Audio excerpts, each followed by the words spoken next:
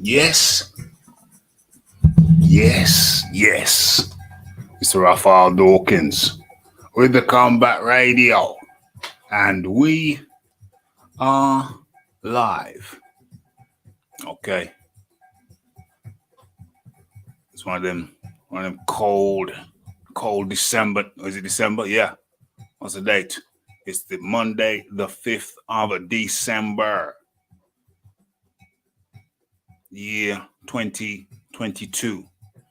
And the weather's taken a turn. Not in the daytime. Daytime feels fine, but I don't know about you, but the nighttime dip. The nighttime we're getting a cold dip. It gets real cold. I can tell because I'm turning up the heat, the thermostat. As a matter of fact, rat-tat-tat-tat. I got the government water, got the government heating kind of thing. The government heating thing. So I should really check my meter. Should check my meter to make sure it's been topped up. That's what I need to do. I must have forgot. Y'all must have forgot. Anyway, hello and welcome to the Raphael Dawkins Combat Radio. And today, we're going to be talking about the weekend's activities, the weekend's goings on. What we got? Fury beats Chisora. What's up now? What's up now? We're going to be looking into that. Estrada Gonzalez. Estrada beats Gonzalez again. We're going to be looking into that. Daniel Dubois versus, what's that cat's name? I'll get to that in a second. And while I'm getting to that,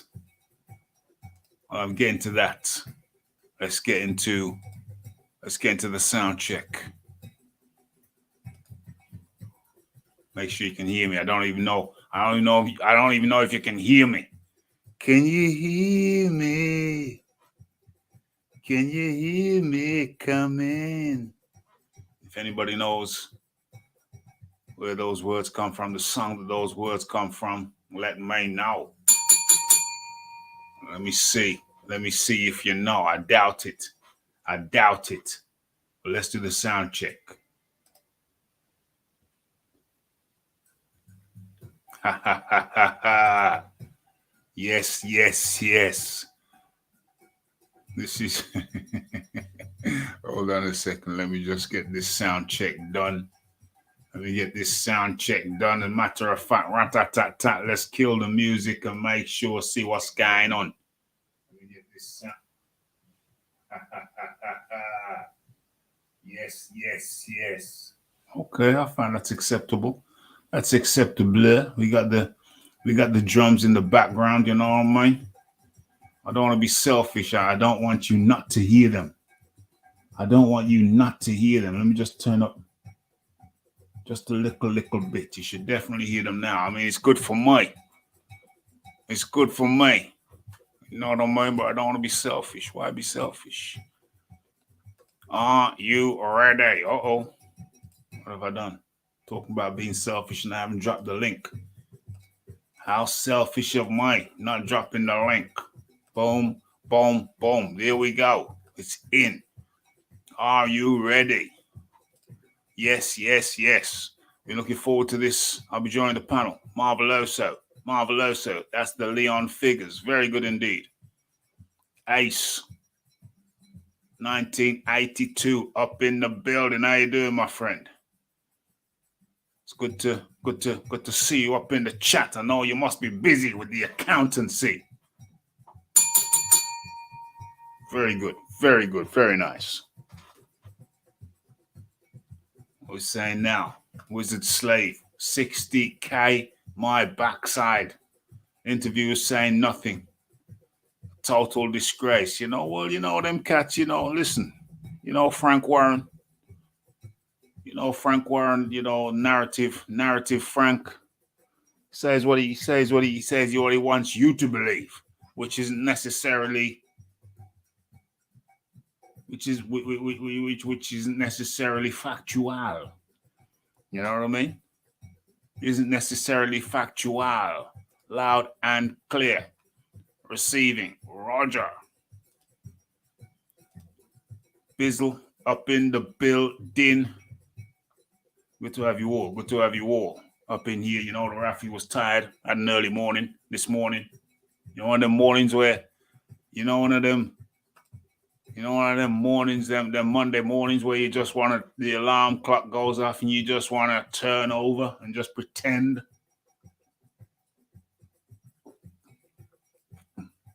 Pretend that you're a kid again.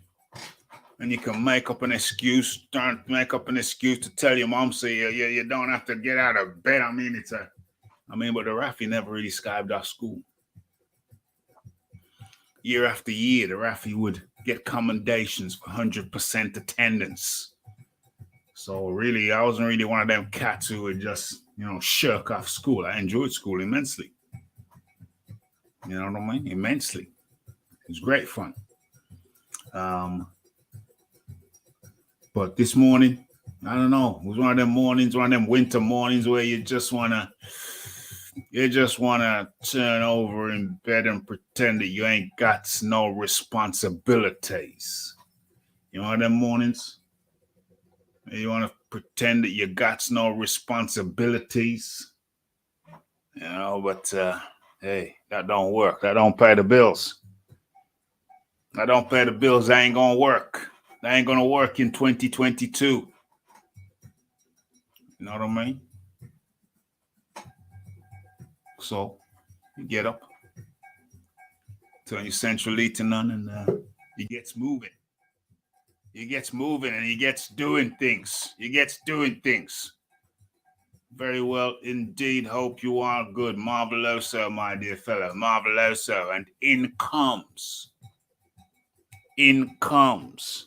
man like Leon Figures. Leon Figures, how do you do? Peace, Mr. Wilkins.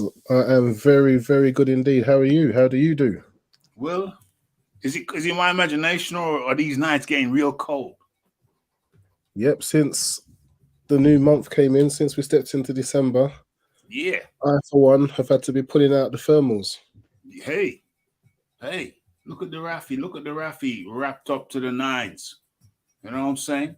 Hooded up as per usual, but really and truly, it's actually needed right about now. You know what I mean? I think I got the central heating on 40, or is it, 43 degrees. 43 degrees. Yes, so it's the time of year when you definitely need to be eating right, getting your fruits and vegetables in, keeping warm when you go out. Hell yeah. The junk food, the alcohol, all the stuff that's bad for you. Absolutely. Although Rafi did, as a pick me up, Rafi was feeling a bit tired, so Rafi did opt for a little bit of vodka and black.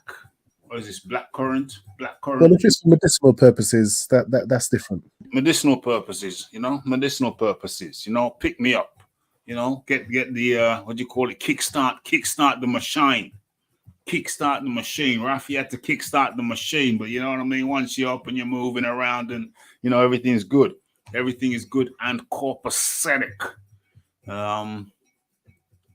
So I hope everyone's well out there. I gotta, or do I go into that now? No, I don't think we go into that now. I think we get on topic. We get on topic for the people then, because the Rafi is here for a good time, but not a long time. You know what I'm saying? Yeah, some of them shows. Yeah, I seen some shows out there going for how many hours?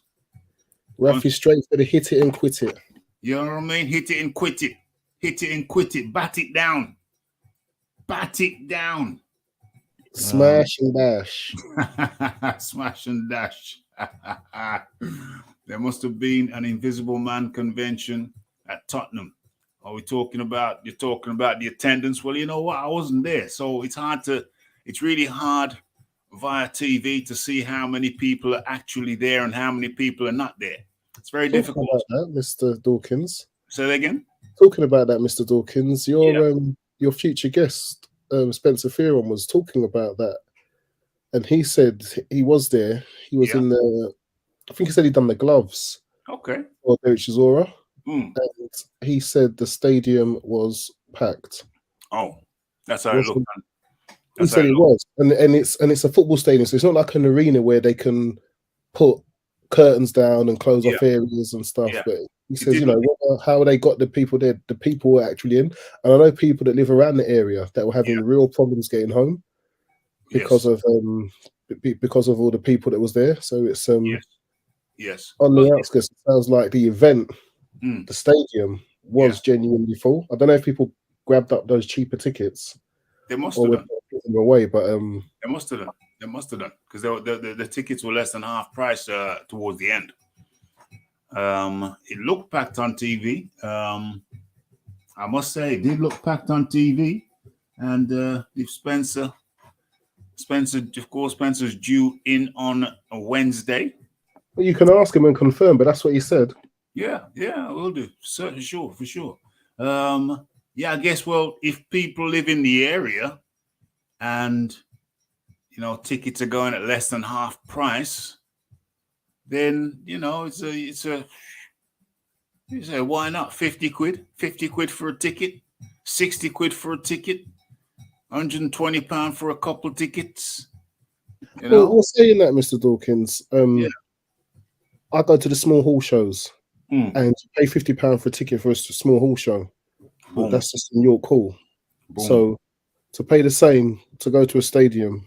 Yeah, you're gonna do it. You live in the area. You haven't got to travel far. You're gonna do it.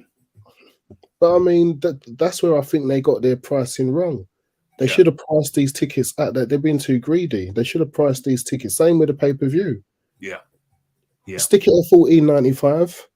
People might be inclined. People might think, do you know what? They're not trying to take the mick. Yeah. I know it's a glorified sparring session, but people will be more inclined to do that rather than sending Jeeves up on the roof. Just think they got their pricing point all wrong, all greedy. But who knows? It might have worked out for them. It worked out for them because they got paid because the ticket touts are the ones who got burnt because the ticket touts did buy the tickets. I mean, the real money's on pay-per-views, though, isn't it? The attendance, you know, that's what I mean. I think they might. I don't know if it worked out for them for pay-per-view wise. I doubt it. For Barry was saying it costs money to set those up, and you know, if the numbers don't come in, you actually lose money on it. Yeah. I mean, Fury right about now. I mean, I'm hearing people say, what am I hearing people saying? I'm hearing people saying, oh, it was a lovely event and this, that, and the other. Well, I'm not hearing people say. I'm saying I don't know about the undercard. But there's something about a stadium like that, a football stadium. I mean, Tottenham Stadium is an attractive stadium. It's new. State of the art, I've told from the people that have been there. Absolute state of the art. It's new. It's very attractive looking. State of the art. It's very pleasing on the eye. So when you look up at those banks, the banks, you know, the way it comes up, the way a football stadium comes up, especially a brand new football stadium. When you look up, and there is something aesthetically pleasing to it, and I guess as much of a stinker as the main event was, as much of a stinker and non-event, there is this thing where you go to a live event. I mean, I remember once I said to this lady with whom I was fraternizing, and she liked Formula One, and as did I at the time. I still do, but I don't watch it no more. Back in the day, Rafi was a ardent Formula One watcher. How far back in the day, Rafi? What we talking? Ayrton Senna? Or we talking more Mansell, Damon Hill? All of that period, but I checked out. Well, I think probably the peak period for me would be Michael Schumacher's era. Oh, so you missed the Lewis Hamilton era? No, okay. no. I checked out after about 2 years of Lewis Hamilton. That's kind of when I got into it, to be honest. Yeah, I just petered out. Nothing against Lewis Hamilton. I was great to see, a young brother come up and do well. But the peak for me was Schumacher's era. Although I did enjoy the Mansell era and his trials and tribulations, the Ayrton Senna era, I was there. I enjoyed him very much. Even before that, what do you call it? Nelson Piquet, mind you, I think that was around that time. Nelson Piquet. And who's the guy who's the guy who got burnt up? Guy who got burnt up, Formula One guy. Niki Lauda. Niki Lauda. He died recently. I heard that, or I only just recently found out. I didn't know he died. And then I was reading something. I said, Niki Lauda's died. I said, rah, didn't even know.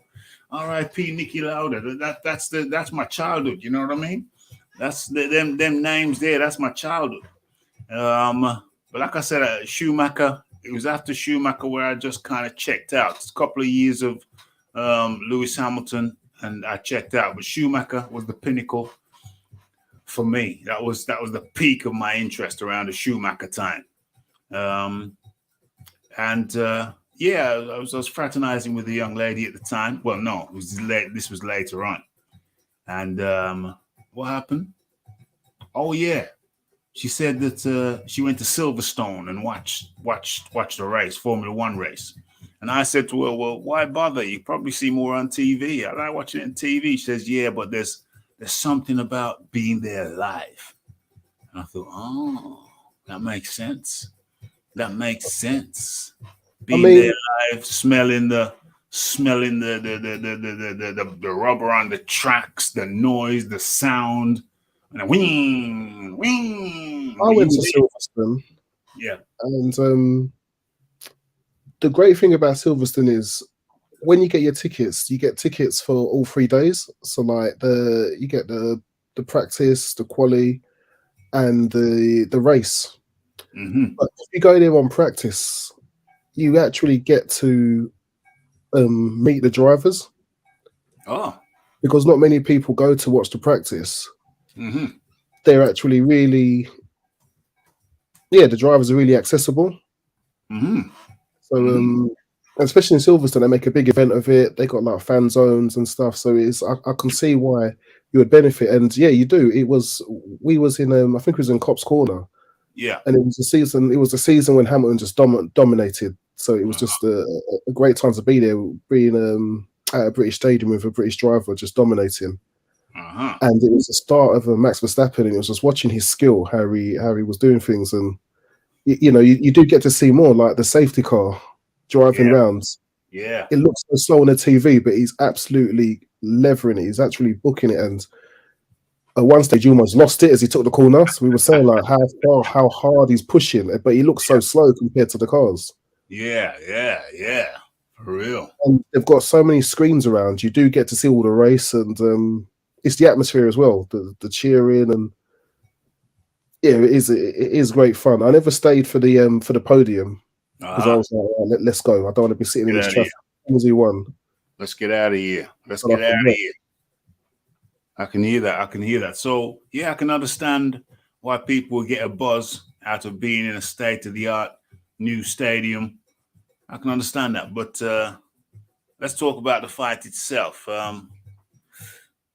Actually, before we get to the main fight, do we go to the main fight? And we go to the main fight. Let's talk about Daniel Dubois versus, what's that cat's name?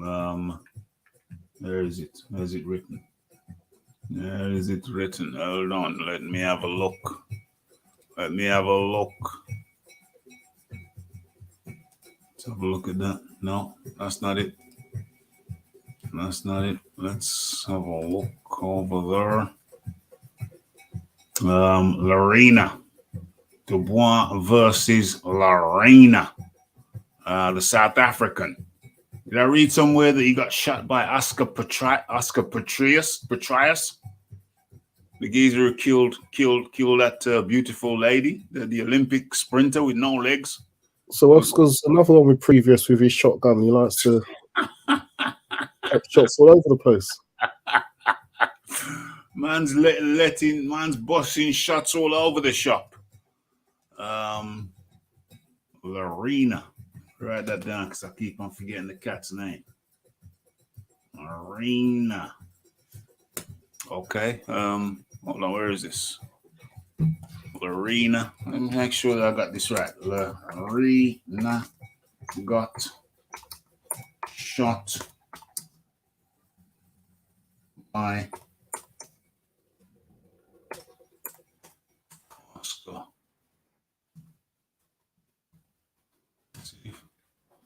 See if that comes up as anything.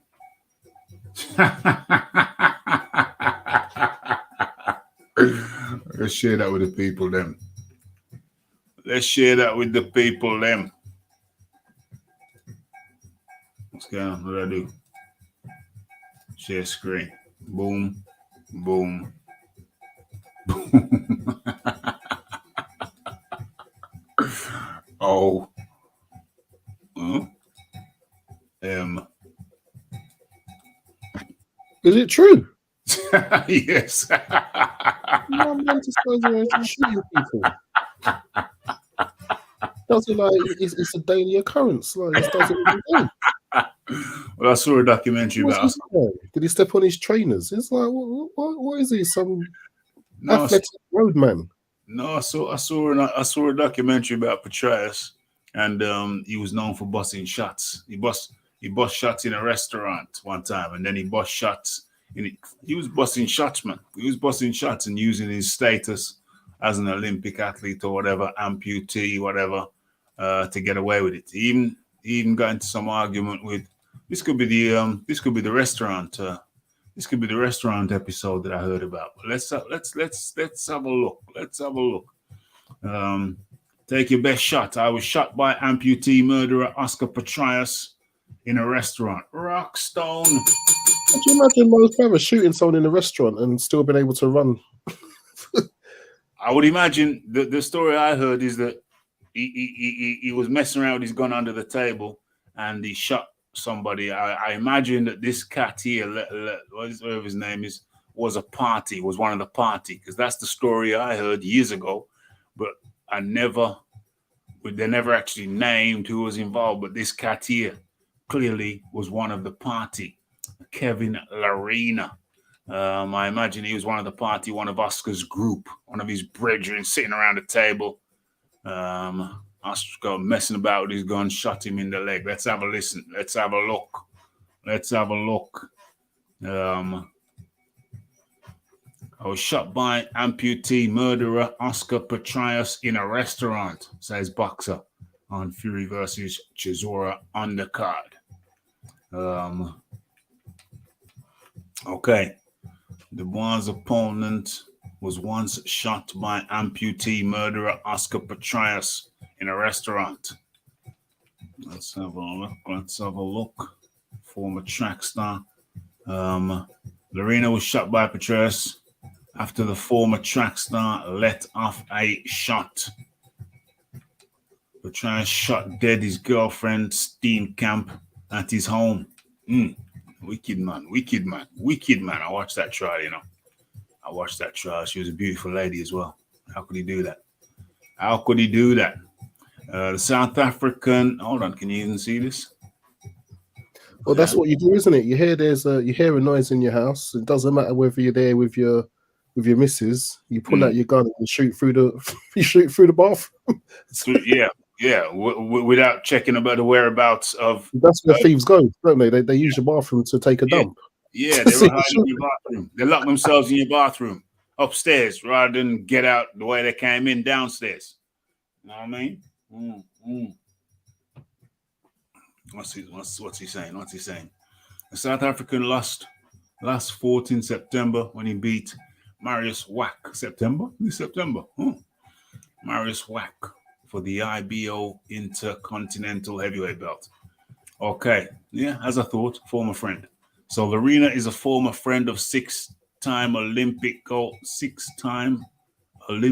gold medalist and amputee. Six-time Olympic gold. What the hell are we talking about? Gold medalist? Oh, Paralympics. Paralympics. Yeah. They should say that then because it's misleading. Paralympic gold medalist and amputee murderer Oscar Pistorius, who shot dead his girlfriend Reva Steenkamp at his home in 2013. Mind you, the trial was about 2 years later, so that's 2015. But still, that was 7 years ago. Wow, don't seem that long. How long did he get then? If you watched the trial, how long did he get? They're probably gonna tell us because it was kind of murky. It was messy. It's kind of hard to tell, and how long, how many years he got, and how long he actually served inside. All that, you know. He'll tell us. But a month prior. Oh, I didn't know it was just a month prior. I didn't know it was only a month prior. I thought it was sometime. Happy. But a month prior to the killing, Pistorius fired a gun in a crowded restaurant and then convinced a pal to take the rap. Wow.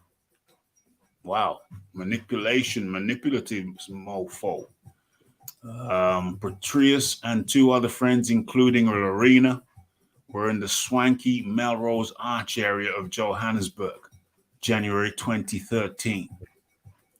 One friend, Darren Fresco, passed his gun to Pistorius under the table and told him that there was a bullet in the chamber.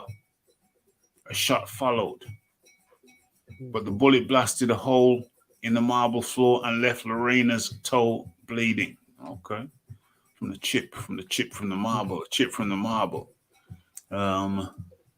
Lorena, who was 22 at the time, told the court in 2014 how Pistorius got his friend to take the rap. Oscar said to Darren, "Just say it was you. I don't want any tension around me. Just say it was you. Please, take the blame for me. There's too much media hype around me."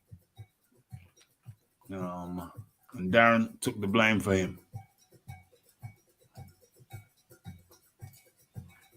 Any more about that? No more? No mass? I think that's where this article ends. That's short and sweet. That's short. Bad ring to it. Ring girl fell asleep in Tyson Fury's last fight against Derek Chisora. Oh no. Start saying that though. Pictures can be deceiving. Well, no, I mean, I guess that no, she's because she can lean on her, close her eyes, and they can take a picture and make it look like she's asleep. That's true. But did we get an interview with anybody there though? Can a friend confirm she was sleeping? Punters flocking to this evening will be hoping for more exciting night of action than was on offer when the pair fought 8 years ago. Oh, was it 8 years ago? Oh, 2014. Maybe it was 2014. Yeah, looks a different place. What's that? Box Nation. Okay, so this was 2014. This was some 8 years ago. That was some 8 years ago. To be fair though, ring girls aren't always interested in boxing. They're just there to get paid and. Yeah, they're not always interested. They're not always interested in whatever event, in whatever. Who's that boxer now? The world champion. He used to be the Aussie one. There used to be a ring girl. Ebony Bridges. Ebony Bridges. Yeah. Hold on a second though. I just want to see this real quick. Dog attack woman 83 fighting for life after being savaged by a dog just a half a mile from killer attack on boy 10. 5th of December. Boy 10 has 3 arrested. Pensioner is fighting for her life after being savaged by a dog in a home. Also, it was in a home. 83-year-old woman suffered the life-threatening injuries in the attack in Caerphilly, South Wales. Where's Philip Carl Roberts? Where's Philip Carl Roberts? Maybe he knew I was going to talk about this and he decided, no, Rafi's going to talk about something in Wales and I'm not going to appear today. This is in Wales, Philip Carl Roberts' homeland. She was rushed to hospital alongside a 55-year-old man who suffered minor injuries. Two men aged 20 and 31 and a 28-year-old woman were arrested on suspicions of being in charge of a dog dangerously out of control, causing injury. Police confirmed they were later released on bail. The dog involved in the attack was seized by officers before being put down. Dog horror girl 11 mauled by a dog in a sustained attack that broke bones on CCTV. Mom and kids savaged in brutal dog attack as victims left covered in blood. You ever been bitten by a dog? I have not, and I have no intention of being bitten by a dog. If I can help it. I got a friend of mine. Skills of being scared of dogs, being bitten. Say that again? It's one of the best cures of a fear of dogs, being bitten by them. Oh, so you had a fear of dog and you was bitten and then it cured you? No, I never had a fear of dogs, but I now have a disdain for dogs after being bitten. And now I'm like, I'm a big guy. Yeah. If I ever get bitten by a dog again, it's on. Yeah. It is on. For real. I will rip legs apart. I will snap bones. I will jump on skulls. Right. Well, I have a friend of mine who he's had two dogs, both Staffordshire Bull Terrier types. The one was a shorter one, and I used to visit him every now and then. But the dog he's got now, I won't visit him with that dog in his home. Bitches can be very territorial and protective. Both of them are bitches, but this last one here is much bigger than the previous one, and it's much skittier than the previous one. It's skittish. So it's a big bull terrier type that's skittish. I will not go and visit him in his home with a large bull terrier skittish dog. No way, no how. Because I don't trust the dog. I don't trust, especially when you're in what they might consider to be their territory, and dude hasn't really got command of it. You know what I'm saying? You can't click his finger and command. Even if you want to practice, you've got your MMA training. Just snap a paw. Because I think about it. That's not the point. The point is that why should I have even a second? Why should I have to lift a finger to defend myself against a crazy dog? And listen, the chances are that everything would be okay. The chances are I could go there every day for 10 years, 20 years, whatever, as long as it lives and everything's okay. But the point is, I don't trust, I'm not confident in his command of the dog. I don't like his interactions with the dog. I don't like the fact that he's not really giving the dog commands. I don't trust his leadership in this particular dog. I don't trust his leadership. I don't like what I see. You know what I'm saying? I'm not impressed. Basically what I'm saying is I'm not impressed. It sounds like the owner's more the issue than the dog. The owner is more the issue in the dog, but the owner's not the one's gonna bite anybody. It would be the dog. But I don't trust his command of the dog. I'm not impressed. But let's bring the Iron Kong in. Iron Kong, how do you do? Yeah, pleasant good evening. I hear y'all run up in me by Raheem Stalling house in England. Yeah. And I ain't gonna have that. You check? Yeah. The man over there trying to represent England and I all their teeth. They'll have to line. They have to line. You check? I ain't gonna have that. I'm real upset about it. Yeah, it ain't good. It ain't good. Yeah. But I mean, there he is, Raheem. But I mean, these rich people, though, they've got services whereby they can watch your house. You know, they got they have a CCTV that they fit the house around surrounding the gardens, the front, the back, and if they see anybody, unauthorized person come into your home, they got kind of buzzers and alarm systems outside. They'll press the alarm, you'll have a whirling sound and go, "We can see you. You're in the back garden. You are an unauthorized person. Kindly come off the premises." They have that service. We need Oscar Pistorius with his shotgun ready. Well, yeah, bring Oscar out as a security guard, Oscar Pistorius. Yeah, I kind of upset about that. You know, the man over there trying to do a thing. Yeah, you know, and people over there violating man home. And I understand he child, he youth, and he think his wife or his girlfriend was home at the time. Yeah. How are this? Yeah, that's disturbing. That's disturbing. People wicked people that man. Anyway, got away with like £300,000 worth of watches. What? £300,000. £300,000 while he was in town. 300,000. You know, you could buy a house with. Yeah, what? You could buy a respectable 3-bedroom house for that. Well, Rafi, yeah. When these things happen and these men get away with something specific like that, yeah, I tend to always say, who you tell where these things be? Because they had to know where these watch be. These watch ain't just out in the front room and the coffee table. Well, it's going to be in the bedroom. Well, I don't think it's rocket science. To be fair, I understand, but this is very specific. Well, it's going to be in the bedroom. It's going to be in the bedroom.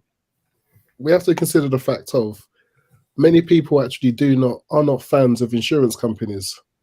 So when it's time to get their money back, they utilize them. So if the burglars got away with a Casio, all of a sudden it's that £300,000 worth of watches suddenly disappeared. I hear what you're saying. No disrespect, but I don't see Raheem Sterling with no Casio. I don't see Raheem Sterling with no Casio. All right. No, I just saying is a terrible situation, my partner. It's terrible. You're going in go try fight against France now. Yeah. You know, and you know, it's this, you know what I mean? But anyway. I wish why he's gone back. Sorry? Yeah. Why he's gone back? Because he left, isn't it? Yeah, he came back. So I came back home. But the thing is, hey, Philip Carl Roberts, we were just talking about an event in Caerphilly, Wales. We're going to get back to that in a second. Sorry. I know I was talking about Darwin, so sorry about that. Yeah, we get back to that. But, I mean, the thing is that I find disturbing is that they could actually get in. Listen, they need to step up the security on their homes. I mean, it's just busting a window and boom, we're in. Nah, I don't like that. Busting a window, or what do they do? Kicking it? Nah. I mean, I'm a rich man. I'm a millionaire. You know, I mean, you're not just going to get into Dawkins Towers that easy. Sure. You know what I'm saying? You're just kicking in a window or kicking in a door. They did that same thing to Christopher Eubank Jr. And he just kicking the door and you're in? Nah, man. I mean, I would try to have that place super secure. Maybe he feel it because of maybe the area he live in. This ain't gonna happen. I live in a upscale, neighborhood. Maybe I don't know where he live, but I would imagine in some sort of upscale place. Yes, it would be. And these things don't happen here at Shady Acres. I was watching this Facebook video, and it made me laugh because the woman was saying, look how my dogs greet my daughter when she comes back, and you got 2 dogs, bulldogs, and they're wagging their tail, waiting at waiting at a door, and then when you open that door, there's a metal door after it, and then when you open the metal door, like some jail door, when you open the metal door, there's some iron gates that go from the floor to the ceiling, so nobody ain't coming in, and there's a padlock on it. Of course, it's South America, but I mean, it's similar all over South America and in the Caribbean. I mean, you know, that's what my family's place is like in St. Catherine. You know, it's gated. It's there's iron gates. You can't really get to. There's iron gates on. There's iron bars on the decorative iron bars on the windows. So the level of security in South America, in the Caribbean, Florida is very similar. You know, you got the steel bars and whatnot. You got steel bars on some of the windows. You got the steel gates. These cats, they really need to. They. I mean, it's not really the done thing, but I mean, decorative steel bars on your windows. It's not really the done thing over here in the UK, but really and truly, I mean, steel bars on your window. But hey, you gotta do what you gotta do. If you're rich people now, you gotta do it the South American way, the Caribbean way, the Florida way. Drawbridge, etc. You know, you gotta do it, man. You can't just having people coming up to you, walking up to you, to your place and kicking in the door or kicking in a window. It's ridiculous. It's ridiculous. You know. Anyway, sorry about changing the topic, and my bad. Anyway, we're gonna get back to what we was talking about the dog thing. The dog thing. Detective Matthews, officials will be making further inquiries. The horror unfolded just half a mile from where 10-year-old Jack Liz was mauled to death by a killer XL bully dog named Beast. Jack had gone round to his friend's house after school when the 8-stone devil dog attacked him. A provisional cause of death was given as severe injuries to the head and neck. You see, these attacks, a lot of these attacks happens when people go around to these people's homes, and these people haven't got full control of their dog. That's why, as I was saying before, I won't go around to his house now. Now that he's got this dog that's jumpy, and he doesn't have proper command of the dog. The dog's skitty, and he doesn't have proper command of it. Don't get me wrong. I mean, there's 99.9% chance that you can go around there and everything's cool in the gang. Everything's sweet. But I still don't trust his leadership of that particular dog. I don't trust his leadership, and therefore, I ain't going to go around there. Why do I need to? Rafi. Yo. One of the things, though, in terms of dogs, I happen to like dogs very much. Yeah. And I have a friend of mine who has very big dogs. Okay. And I was telling him, and he has a way of walking these dogs. Yeah. Off leash. Okay. And I always tell him, you know, one of these days, one of these dogs is gonna get you in trouble. Because he said, no, my dogs. I say, partner, dogs, like any other sentient being, have moods. Yeah. They have moods. Yes. For weeks, they could be fine. But one day, they're kind of pissed off. Yes. Probably didn't feed them on time. What happened? No, he's laughing. Your story, Mr. Kong. He didn't feed him on time. He hasn't had it. Man's just hangry, horny, just vexed. No, well, figures, trust me, come on, real talk. It's true. Every sentient being have moods. Every single one. Of course. You know, it's fine today, and tomorrow maybe the other dog was talking shit to it, so it's pissed off. You don't know. I keep telling one of these days, then dog and get in trouble. Yeah. You don't believe me. Just recently, a dog which they call a pit bull. It wasn't a pit bull, but it was a bully type dog. maul this guy's daughter to death in Nevis here, right? And on the other island. His dog, his daughter. Yeah. Now all of us, because in St. Kitts, there's all these bands, you can't bring in this dog, that dog. Every dog bite, and I've gotten a few dog bites in my life because I was a very rambunctious child and I was going in people's yard and shit. Right? Yeah. But here in St. Kitts, every dog bite I've ever gotten was from a regular mutt. Right. Just a regular mongrel, we aren't calling dump and dog, regular mongrel. Yeah. Because it's scared, it's, it's whatever. Yeah. And now it's this big thing. Oh, I need to ban these dogs and what. I'm like, first off, it's not the dog. No, it's different when you're a person, like you say, Rafi, you don't have control over your dog. In St. Kitts, what these guys like to do is get these dogs, right? They don't know which line the dog might have a game dog line, game dog blood. Yes. And they breed these dogs, and they don't know where the dog comes from. They don't know the history of the dog. They don't know anything. They don't know, I like to see that dog. Yeah. And they keep the dog chained up in the back by a house. They go out and they feed the dog. So the dog is not socialized. Right. The dog doesn't know its name. Like, when you have a dog, the dog must know its name. It must know simple commands. Of course. And these guys walk out, they just have the dog. So this little child walked behind there, wandered behind there, took a pet daddy dog, and that was it. Wow. You understand me? Wow. No. Is the child dead? Huh? Is the child dead? The child dead, yeah, man. What do you mean? Wow.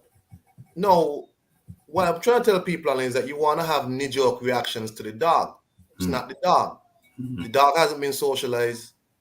This owner, like you said, Rafi, has no control over this dog. You could have the dog, as I said, all day, and the dog is fine.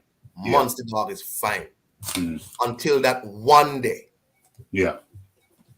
And because the dog doesn't understand any commands, you're saying you're calling the dog Blackie. The dog, who the hell is Blackie? Who's that? Who the hell is Blackie? I'm gonna continue mauling this little thing here. Yeah.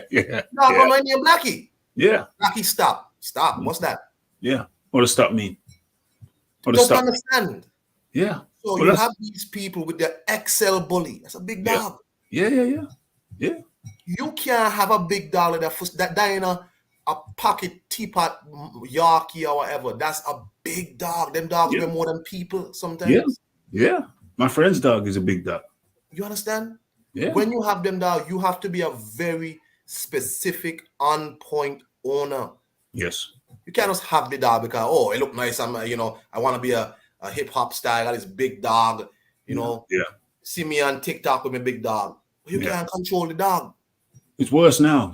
My friend is worse now because he lives, his girlfriend is just had a baby with his girlfriend, but they live in different places. So they don't share the same home. So now what I've noticed is that the dog is it's sad. It's a sad story. He's leaving the dog at his home. Oh, he can't take the dog to his girlfriend's home because she's got a cat. So he's leaving his dog at his home.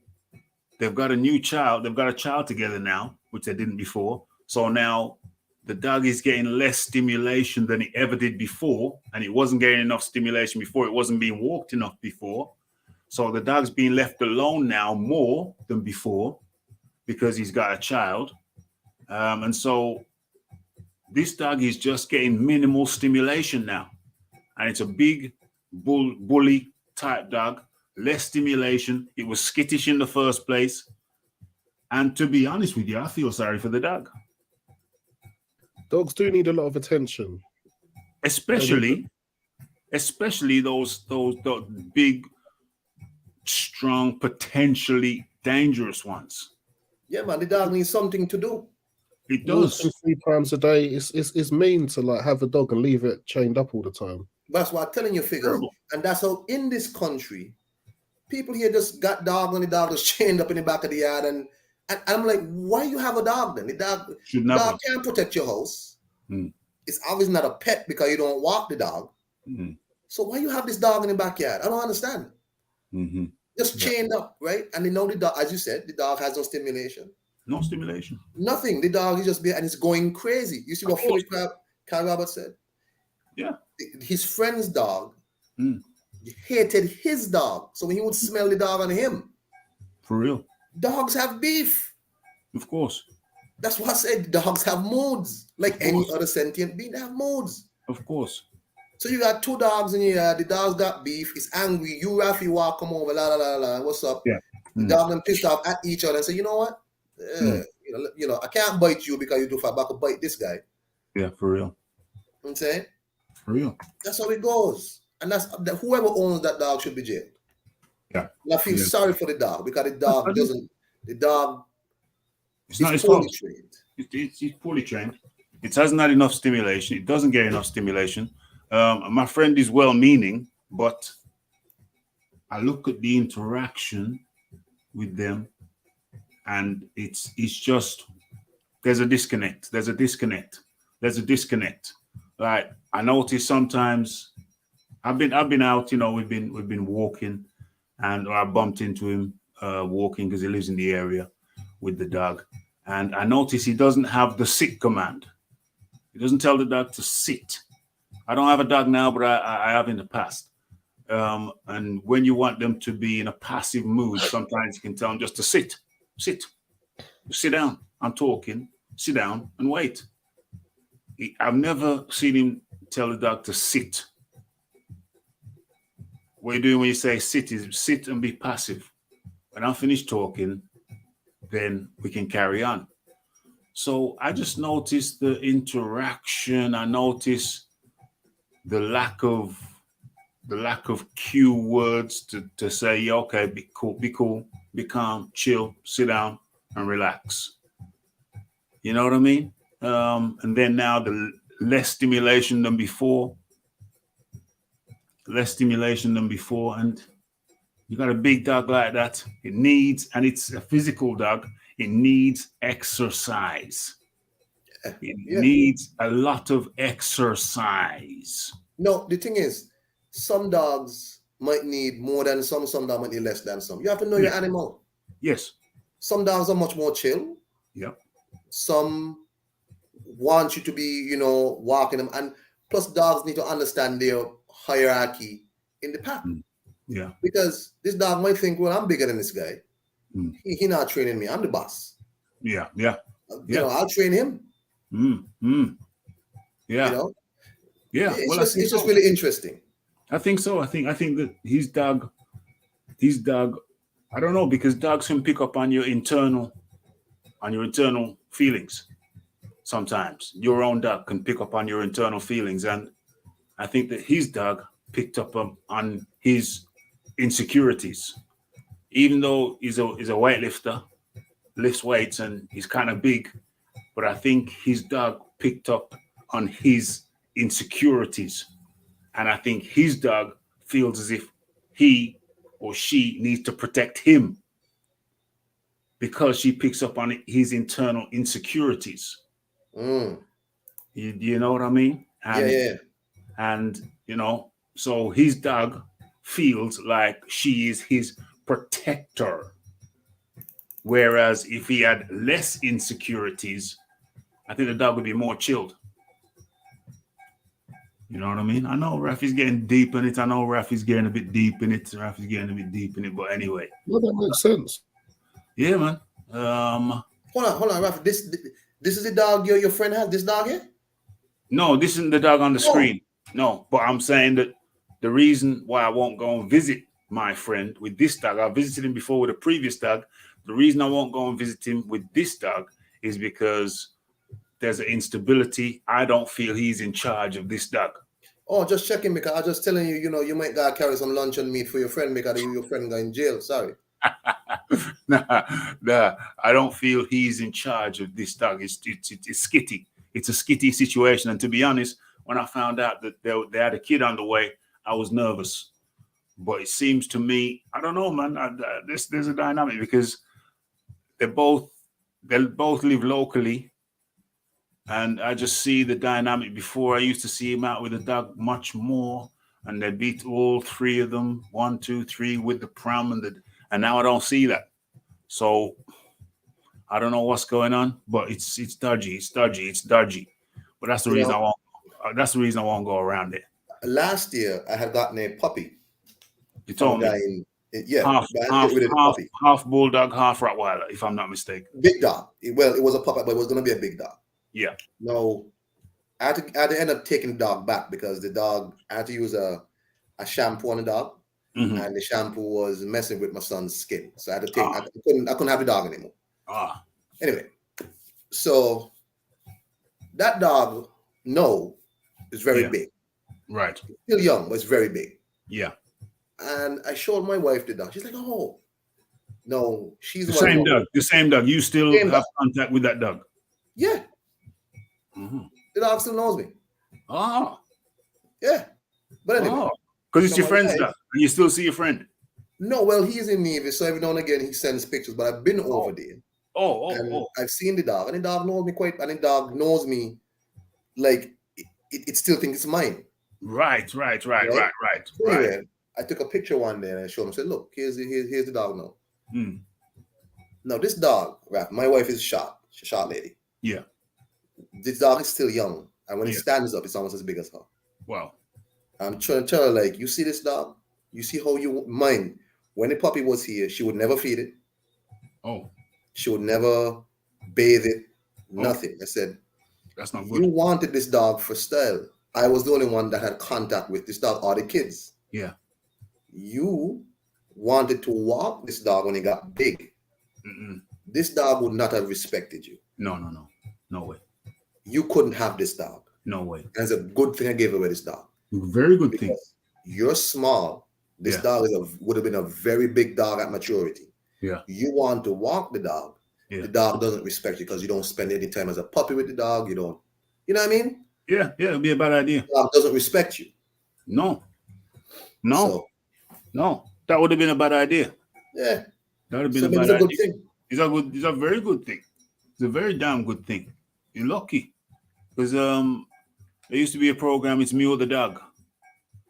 It's Me or the Dog. There used to be a program called It's Me or the Dog. Enough times you see them big dogs and the woman was left at home. The little woman was left at home with this big dog that she wasn't really interacting with right. And she couldn't tell the dog nothing. She couldn't tell the dog nothing. And then one time this woman, I knew she was showing off. One time she went to reprimand the dog. It was a husky. And she said, whatever his name was, Rover, no.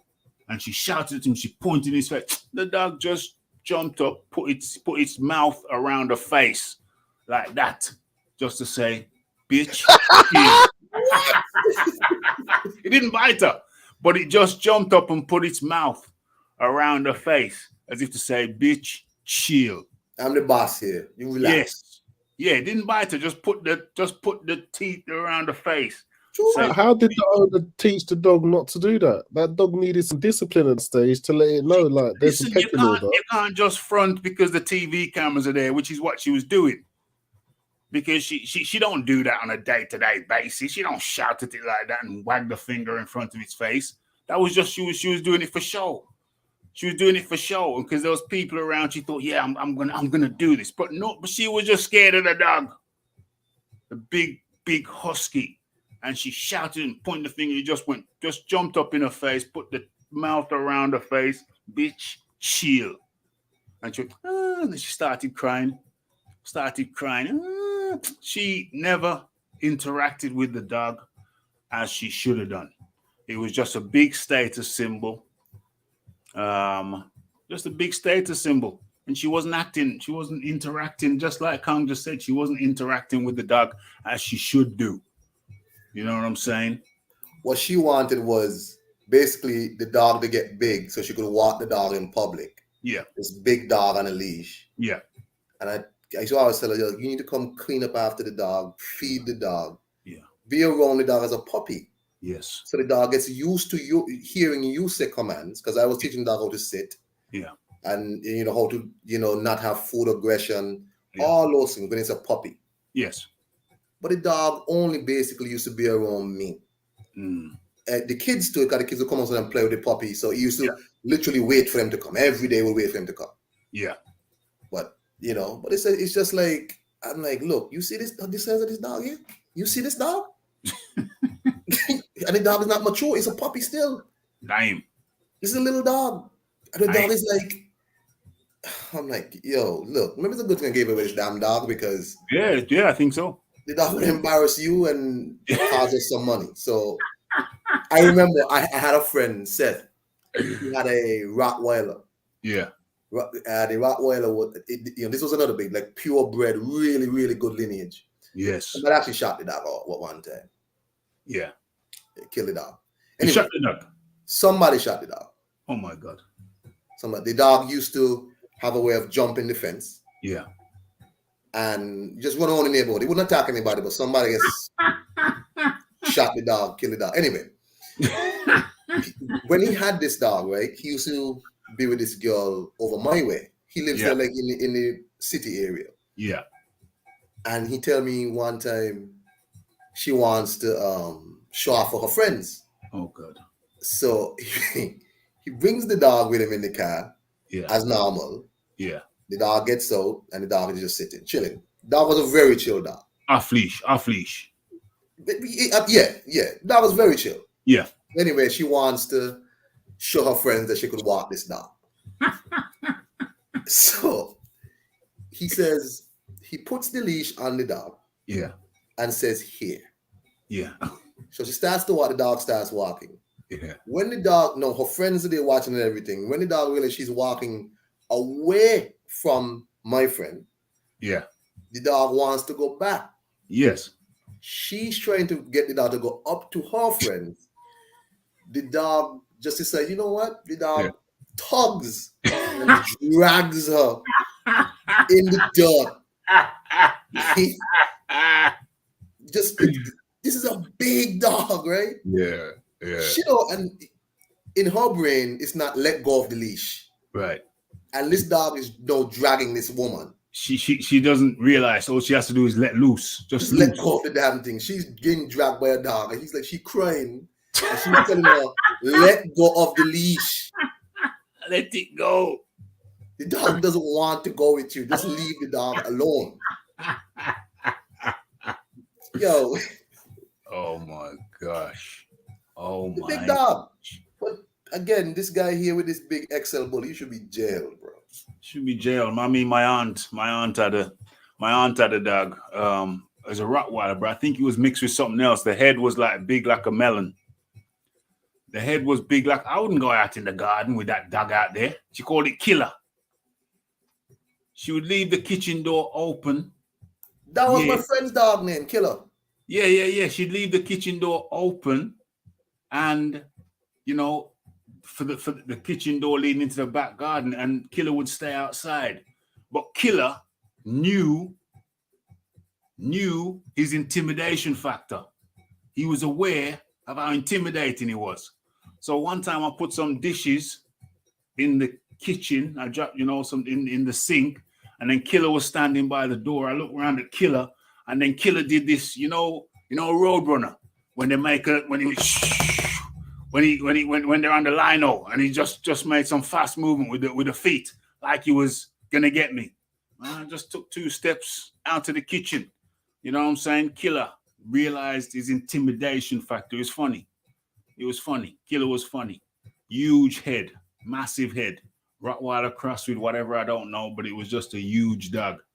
I wasn't gonna play with Killer, because Killer was not chilled. You were saying that dog was Killer was not chilled. And then her nephew, my cousin, he came home with a pit bull one time. The pit bull was chilled. I chilled with the pit bull. I wasn't going to chill with Killer. Killer was not chilled.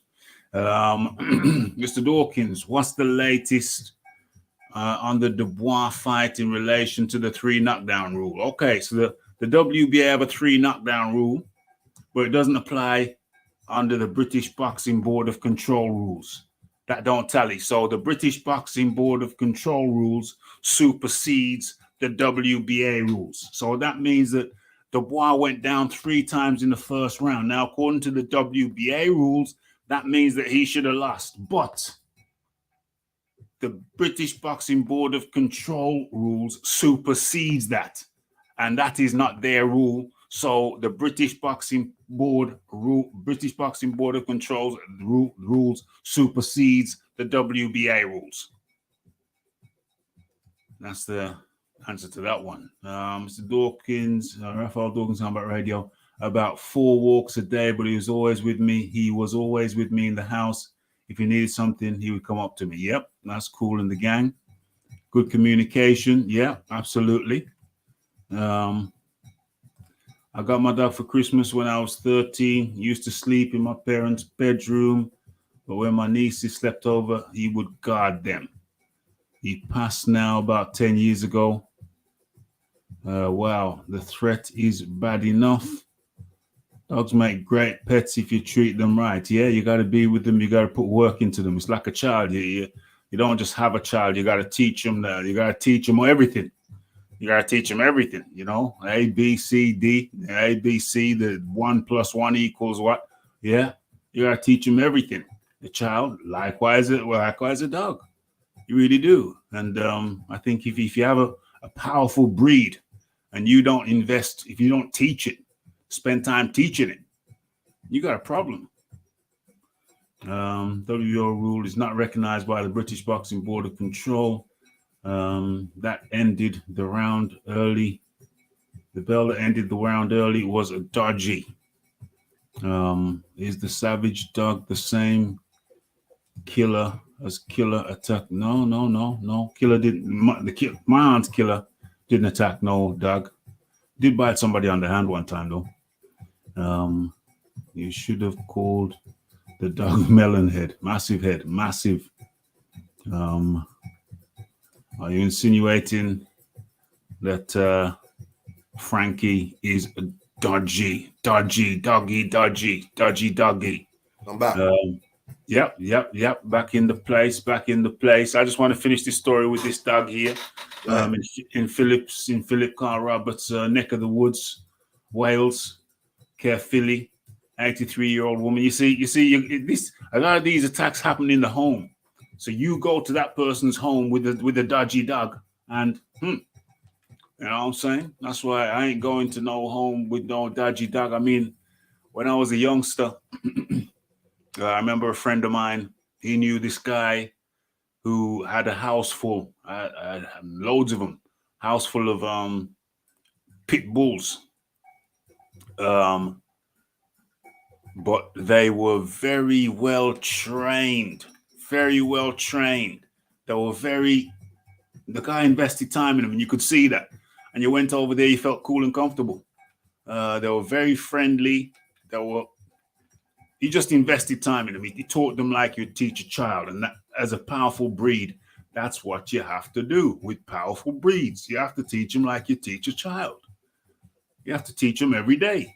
You know, communicate with them every day. And that's not what I see from this particular friend of mine. It's weird because he's been a dog man for years. This is his second dog, but there's a disconnect. There is a disconnect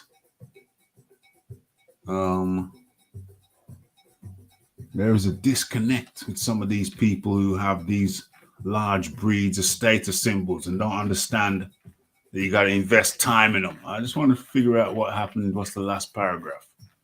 2 men aged, yeah. Dog involved in the attack was seized before being put down. Officers will be making further inquiries. The horror unfolded just a mile away from where 10-year-old Jack Liz was mauled to death by a killer XL bully dog named Beast. Jack had gone round to his friend's house after school, and the 8-stone devil dog attacked him. A provisional cause of death was given as severe injuries to the head and neck. Oh, Lord.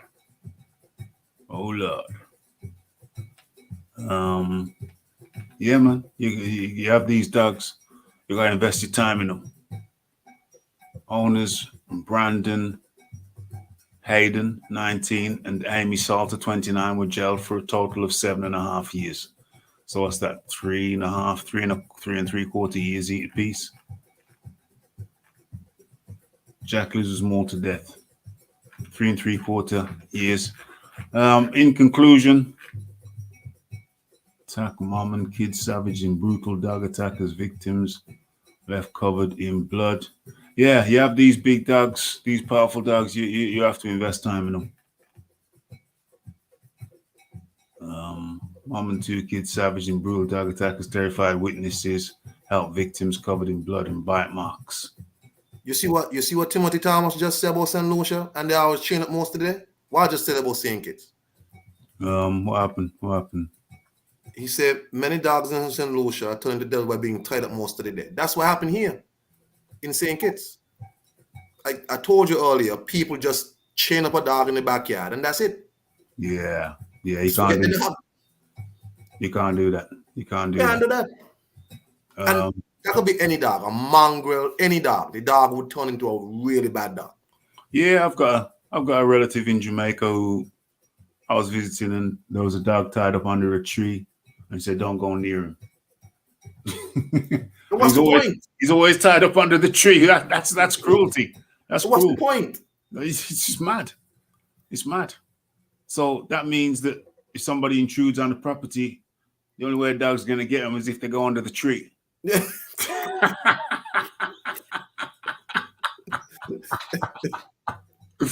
Oh my gosh. It makes no sense. Tying up dogs under the trees, it makes no sense. And to be honest, I was looking at the dog, he looked scared. Yeah, the dog probably scared. So he gonna be, anybody come near the thing, he's gonna be harmed. Yeah. The dog is scared, probably crazy, but because all he does is just walk around this one tree. That's terrible. That's cruel. It's cruel. All day. I mean, it's horrible. It's cruel. Yeah. I got a relative with the dog under a tree, just like that too. Being tied up most of the day. Yeah, I never saw this dog untied. He was just always tied up. It's just not healthy, man. It's just not healthy. Cross with a sheepdog. A long-haired retriever crossed with a sheepdog. Yeah, really placid. Yeah, everybody wants to get some crazy dog, but they're not prepared to put the work in. I know how dodgy he is. Yeah, that's really tragic. Yeah, it's terrible. It's terrible. Okay, so yeah, like I say, I ain't gonna visit my friend because I don't trust his leadership, and he ain't giving the dog the proper stimulation as far as I can see. Barely see the dog being walked these days since the child. I mean, I hope he does. I'm sure he does. I hope he does. But even one time was minimal. One time a day was minimal. Really, you know, you got to be walking it 2 times a day. You got to be walking it, connecting with it, you know, teaching it, use every day as a teaching tool, you know, using every day as a teaching tool, every day as a teaching tool, you know, situations, teach. But I'll be honest, he doesn't do that. He doesn't do that with his dog. He doesn't use situations as teaching tools. It doesn't seem like a good marriage to me. It really doesn't seem like a good marriage at all. Doesn't seem like a good connection. Doesn't seem like, I mean, the dog loves him, yeah, but it goes beyond that. It's a question of teaching.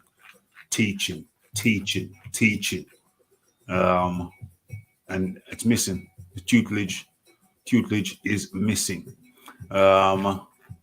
Okay, so let's talk about the fights then.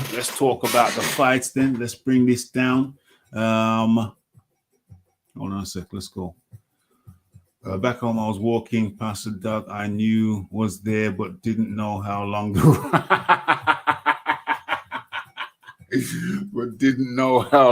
the rope was.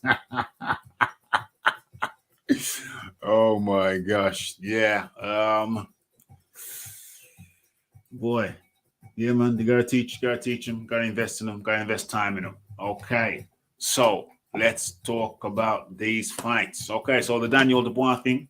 I know a lot of people asking questions about the 3 knockdown rule. Well, as we've explained, it don't apply.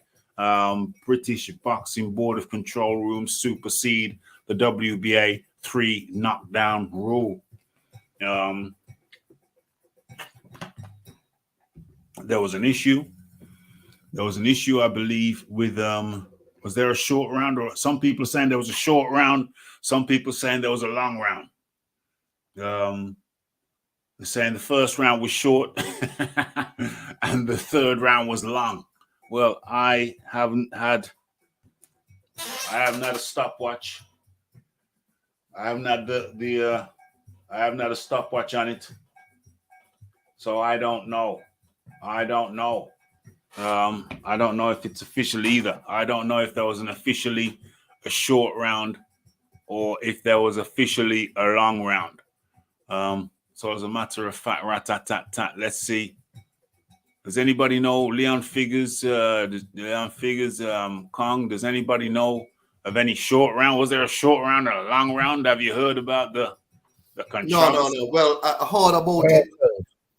I saw the 3 knockdown them, which I thought was odd that Daniel Dubois was allowed to continue. Yeah. Normally the ref would be like, hey, you just kind of falling down over yourself. You don't look there, you need to stop it and get the doctor deal with you.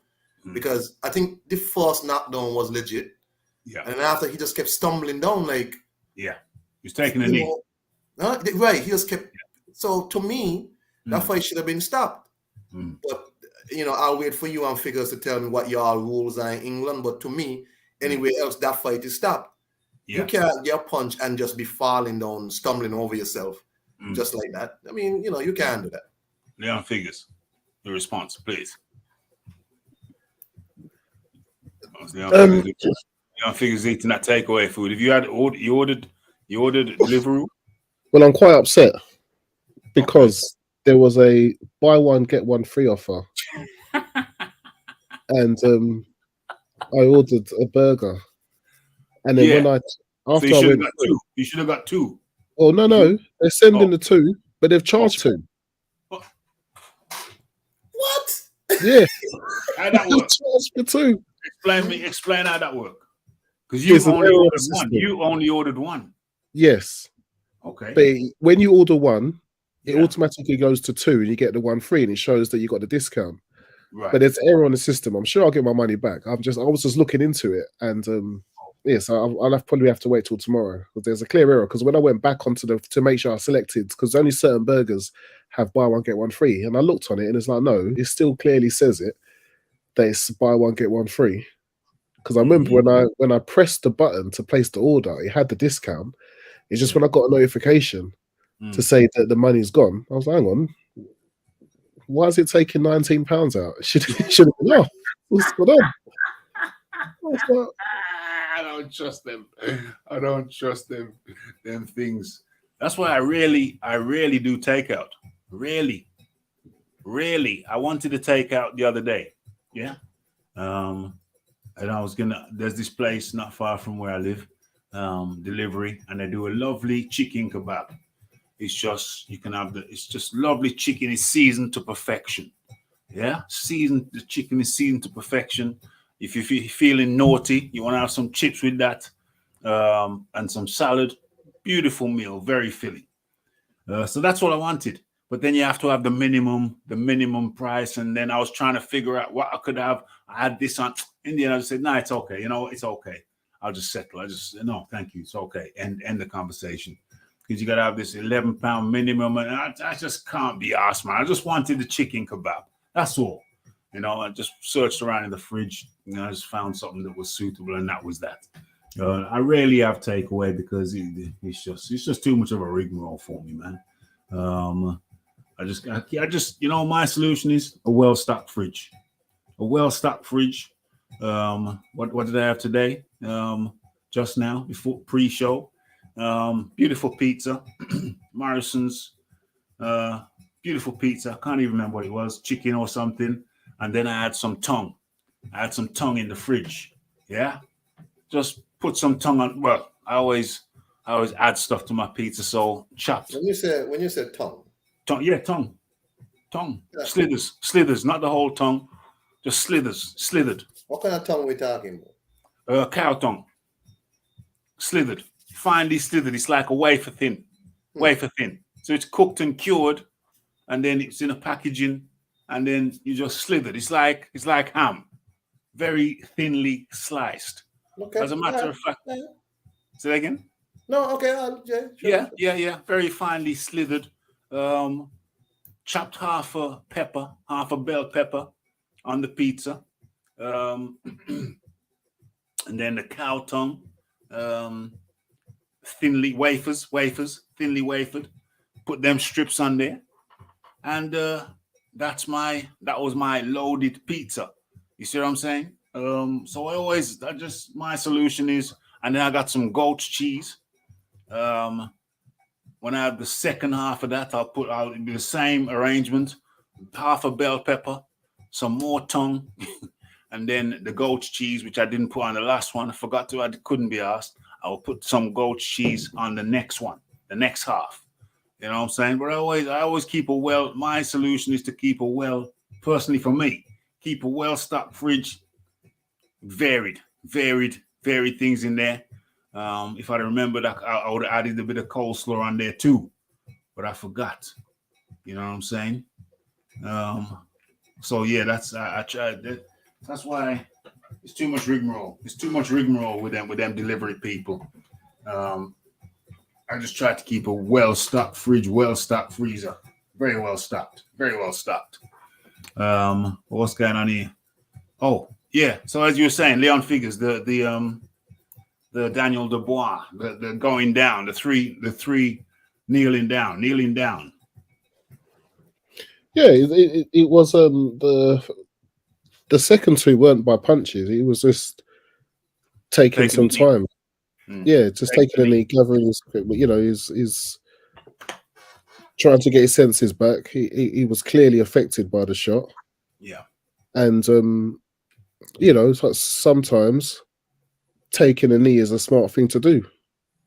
You can gather your thoughts. You take a knee, you can take the count. You can get up at your leisure, rather than trying to suffer it and then getting hit again. Yeah. Well, he had a leg injury, don't you? Well, didn't he say afterwards it wasn't a leg injury? His leg just gave way after the hit. Because he said it wasn't an injury. Yeah, it's like sometimes you get hurt and it just affected his stance. When did he say that? Like an equilibrium thing. When did he say that? Sure said that after the fight in an interview. I'll double check. Yeah, I don't know about that. I mean, maybe he did say that. What I'm saying is that I'm unaware of that. I don't know. I'm unaware of that. I felt like my knee went. Fans claim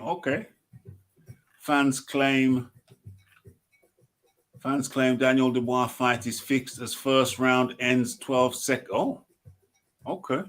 Asking you, shall that does happen occasionally, because wasn't there one of the rounds? Didn't that happen in one of the Joshua Usyk fights? One of the rounds.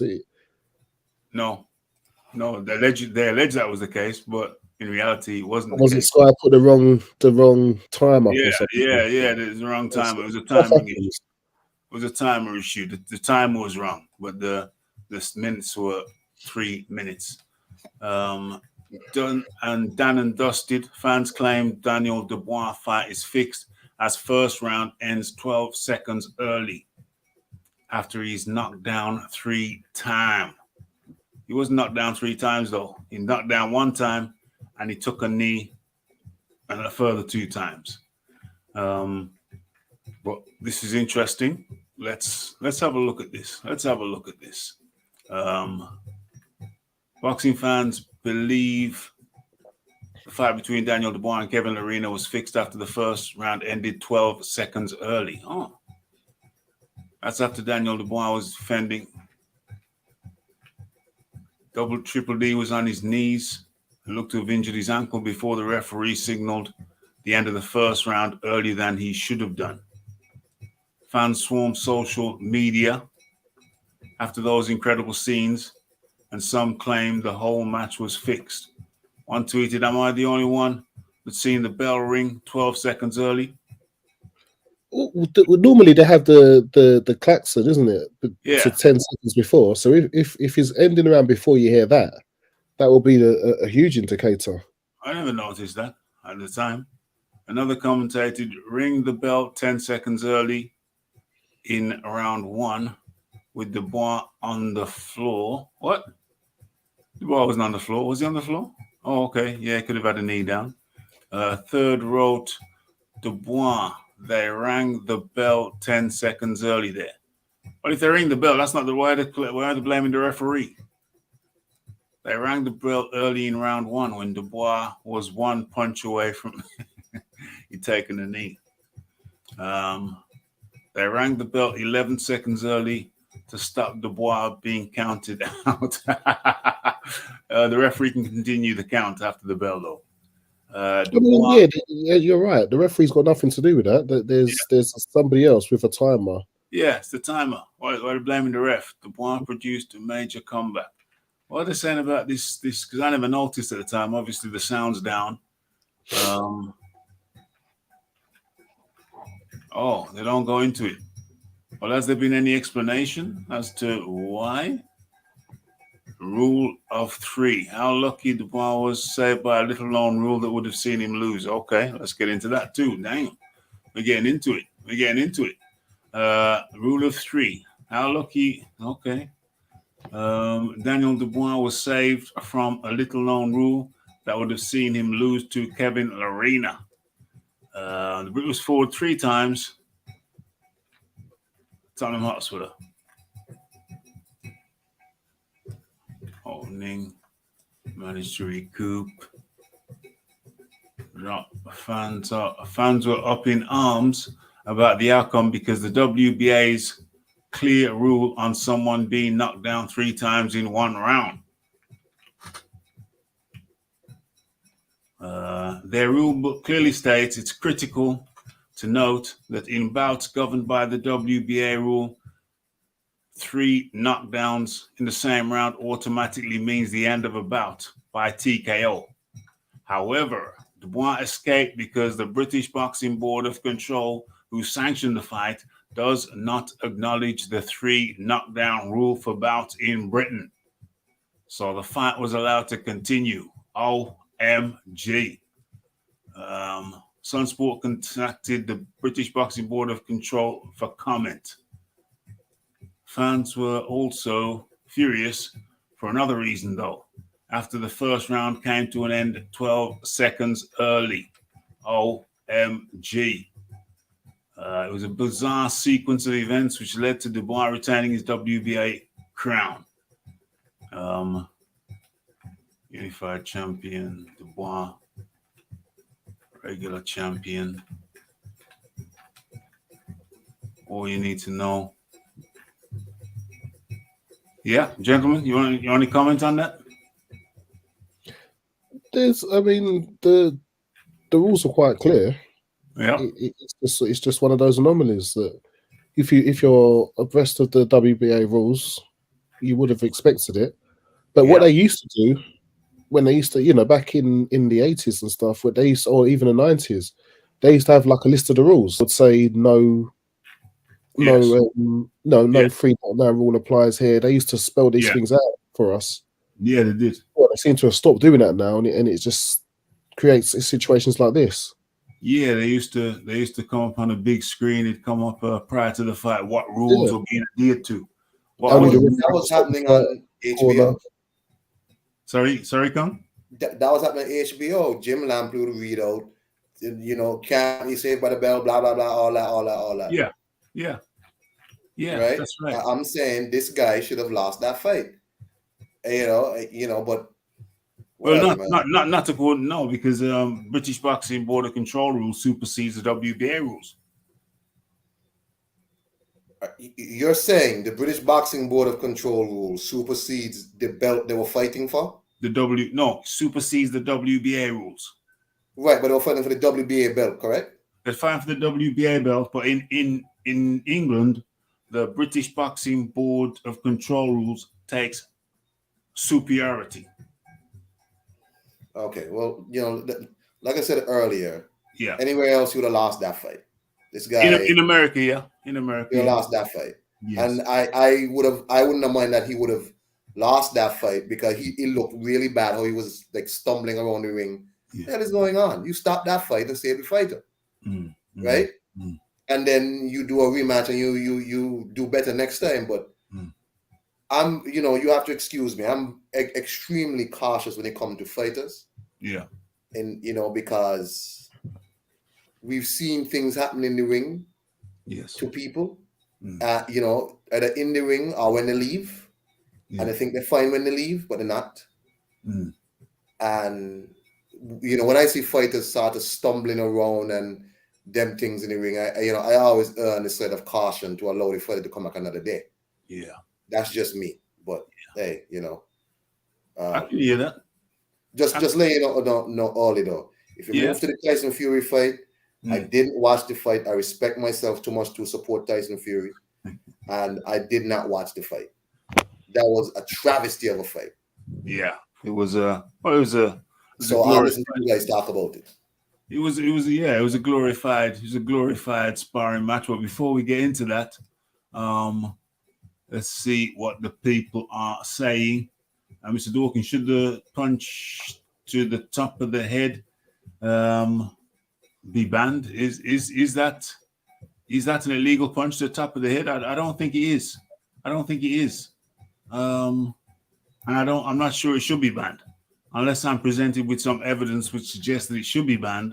Then my current position is that until I'm presented with evidence which suggests that the punch to the top of the head should be banned, then I am not in favor of that punch to the top of the head being banned currently, without seeing evidence that it should be banned.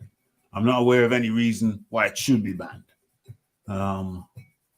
It's not a target. It's not an official target area, but I'm not sure it's a banned target area. No, you're not suggesting it's a banned target area. I wouldn't say it should be banned until I was presented with evidence to say it should be banned. Are you suggesting that it should be banned? And if so, why? Yeah, because it sounds like punches that can cause knockouts should be banned. Causing the knockouts is a big part. Yeah. Of what we're watching boxing for. Yeah. So I'd need to see evidence which suggested that, which suggested that it should be banned. Such a punch should be banned, and I would need to see the reason why it should be banned. Failing that, then I would say no, it should not be banned. I would like to know why the timekeeper made that error. I have searched for an explanation. I have thus far not found an explanation why the first round appeared to be cut short by between 10 and 12 seconds by the timekeeper. I don't know. It's a very interesting question. I didn't notice that in real time live. But you have said just because there's an outage doesn't necessarily mean that there was an incorrect time. Yes. People get things wrong sometimes. Yes, I mean, I would need to have that. I would need to see that it was actually short. Was it short, or was there an issue with the time on the screen? Was it actually 2 minutes 50 seconds as opposed to 3 minutes? What makes it worse though is that the home fighter got knocked down, and the early finish, if it was early, helped him. That's what really makes it worse, and that's what's driving the conspiracy theories. Because wasn't the noise about the AJ one, the first Usyk fight? Sorry? Wasn't the noise about the AJ, the Usyk fight was around 12.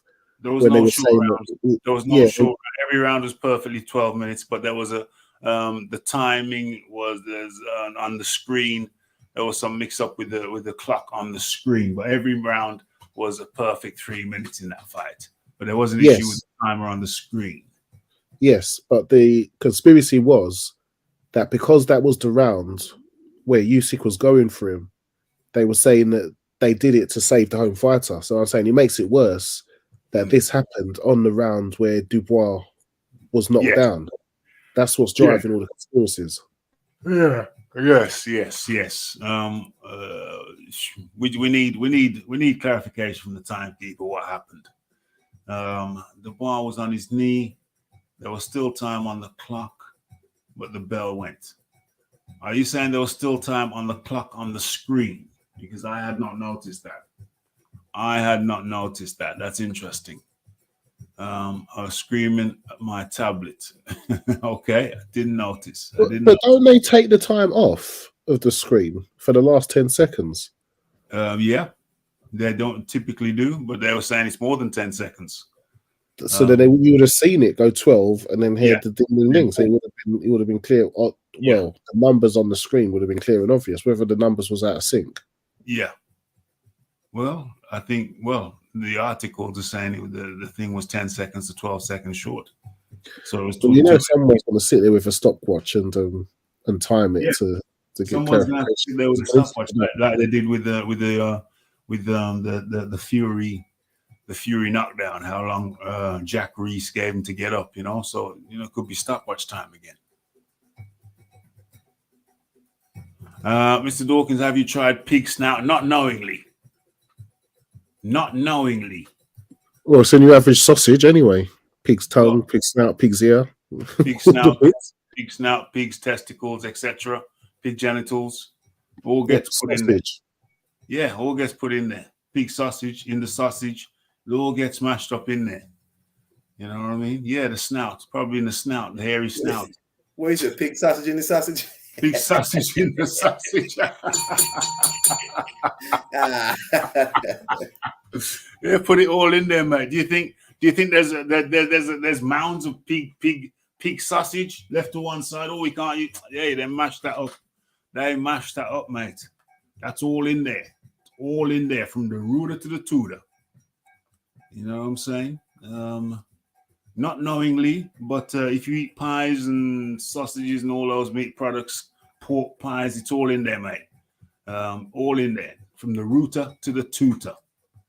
Frank Warren decided to man the bell. Panel, have we seen improvement by Dubois? Good foot movement and jabbing off the back foot, still stiff defense. Well, he got caught, didn't he? He got caught in the foot in the first round. Was that a legitimate punch? Panel, was that a legitimate punch? Iron Kong, was it a legitimate punch? Was there anything wrong with the punch that you noticed? That knocking on the first time? Yeah. No, he just get boxed in his face. Mm-hmm. That's all, and he just went down. I mean, the only illegal punches I know in boxing is like rabbit punches, right? Yeah. Punches behind the ear are a bit questionable, but they're not exactly behind the head. But if you punch into the top of the head, that should be more dangerous for you because that might damage your hand. Yes. Right? But he just get boxed in his face or wherever, thumping his head, and he fall down. Mm-hmm. Mm-hmm. Yeah. Leon Figures, was there anything wrong with the punch?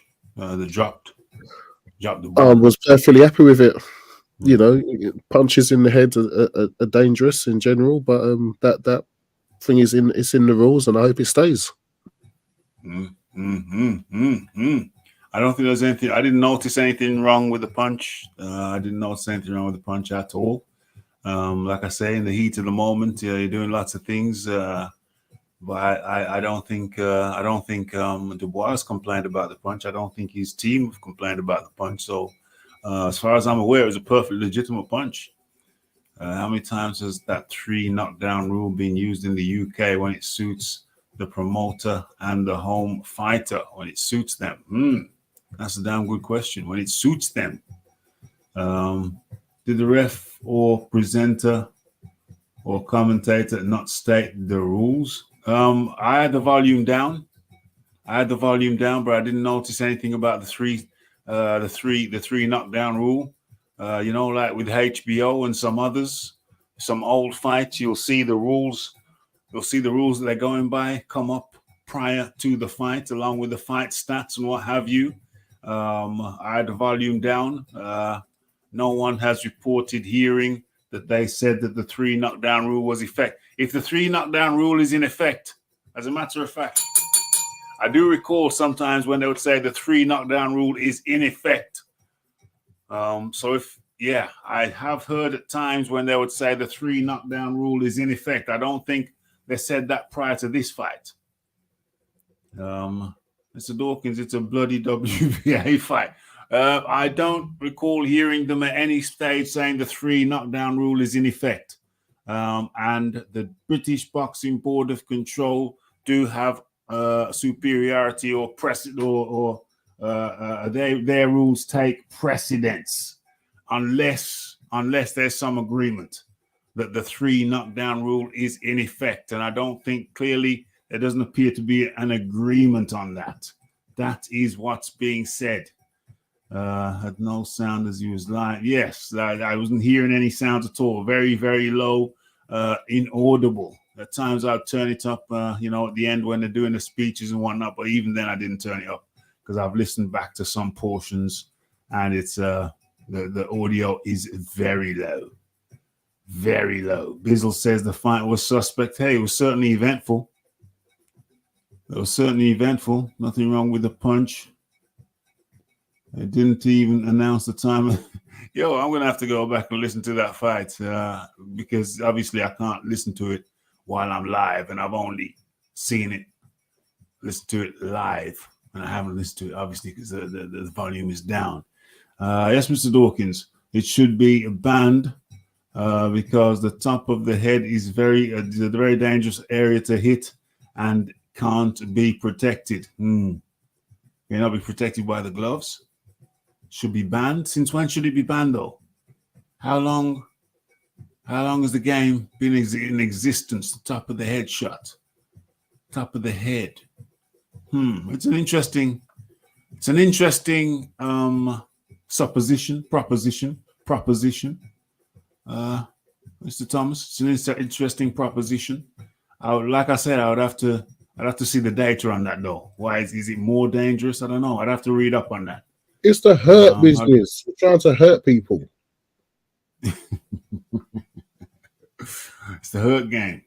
I've just checked. The timer on the screen was fine in the Triple D fight. It was Warren ringing. The timer on the screen was fine. So was the round short or was it not? Was the round not short? Is a suggestion that the Rafi's bell was stolen? Is there some kind of suggestion of impropriety?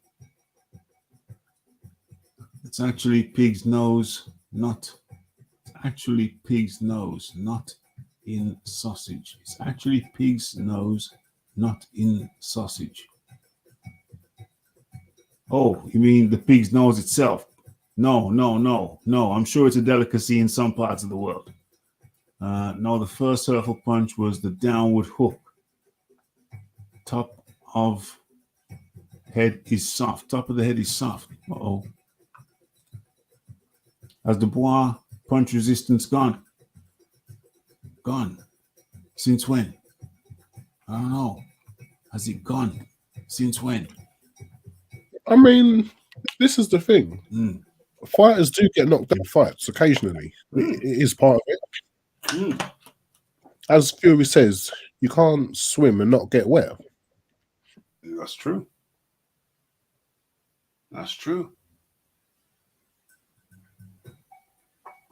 Bizzle. Nobody has resistance when hit on the soft part of the head. Interesting. What are we saying now? Should boxers wear hard hats? Timothy Thomas? Hey, Timothy Thomas, what's them safety hats on building sites? What's them safety hats on building sites? The hard hats. You wear hard hat? Timothy Thomas, you need to clarify, my friend. What you want us to wear hard hats, brother? Or cycling hats? What about them cycling hats? Cycling hat, hard hat. We could try staring menacingly at the opponent and hope that knocks them down. The bell was early. The timer started at the correct time. Well, did it stop at the correct time? The bell was early. I don't get it. I've just checked. The timer on the screen was fine. I don't know. That's ambiguous then. I thought that was clear at first, but now you're saying the bell was early. So you mean there was still some time left on the clock on the screen? I take it that's what you're saying. Okay. That's interesting. Okay. So that was the Dubois situation. He came back. As Dubois' punch resistance decreased, as his punch resistance decreased. Well, I don't know. I mean, he got hit and he dropped. I don't know if that's an indication that his punch resistance has decreased. And I don't think that can be taken as an indication that his punch resistance has decreased. I don't think it can be.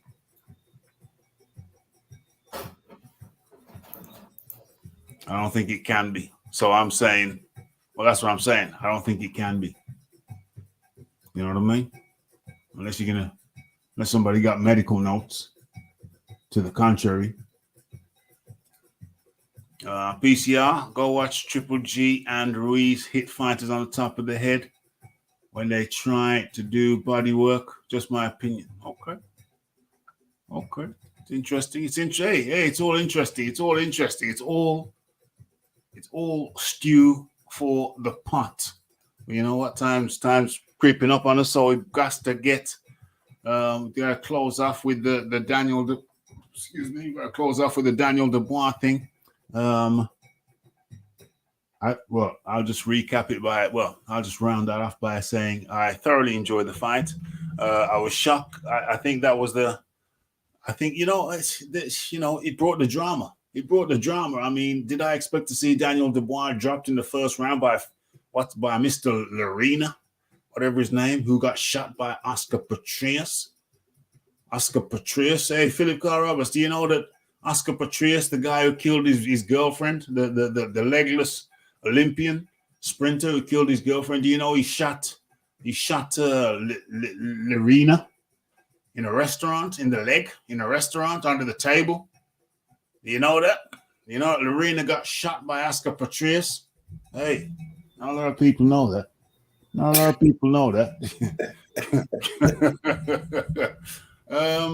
Hold on. Hold on, Kong. You realize that I'm being serious, don't you? He was shot by who? Oscar Pistorius? Yeah, I'm being serious. Yeah. Really? Yeah. Hold on. Let me bring up the article. This is one of the guys. Cause I remember Pistorius he shot his girlfriend, right, or his wife. Yeah. He killed a stiff stone dead. So he shot this guy too? Well, they're friends. So they were. This is how the story goes. I had heard, because I watched the lead up to the trial. I was shot by amputee. Yeah. So I was shot by amputee. Can you see what's on the screen? Oh yeah, there you go. I was shot by amputee murderer Oscar Patrias in a restaurant, says boxer. So I had heard the story before because I followed the trial. I thought it was a horrible thing that he did to the girl there, Reva Steenhurst or whatever her name was. So I followed the trial, and they showed the background. They did little documentaries prior to the trial, and they did a documentary on him, a news piece where they said that he'd been in multiple incidents with guns. And one of those incidences was in a restaurant where he shot a friend under the table accidentally. And I vaguely saw something about this cat here, whose name keeps on escaping me, Kevin Arena. I saw something vaguely, and I thought, did I really see what I thought I saw? So I just looked it up just now, tonight, and I looked it up and it said, I was shot by amputee murderer Oscar Patrias, pictured here, in a restaurant. So the story they told about him messing about with the gun under a table and shooting one of his party was true. And it was It was this guy, Lorena, Kevin Lorena. Yeah, so factual, real facts. Yeah, Petraeus, the madman. He was accidental, mind you, accidental. But yeah, so there you go. More facts. Yeah, accidentally. Was this here? You shot him. Then you say they are friends. I'm confused. Yes, I know it was legitimate punch. I'm saying or suggesting it should be banned. Yep. Maybe we were just joking with you a little bit. Yeah. We were just messing about Timothy Thomas. We were messing about Timothy Thomas with the hard hats and stuff like that. Yo, we do that, Timothy. We do run joke over here, bro. You know what I'm saying? We do run joke over here. It ain't nothing. It ain't nothing heavy. Maybe the boy got sympathy pains. We're running joke. It's two joke. We're running two joke. It's two joke. We're running. Okay. Time is getting away from us. We don't have much time left, so let's get straight into. The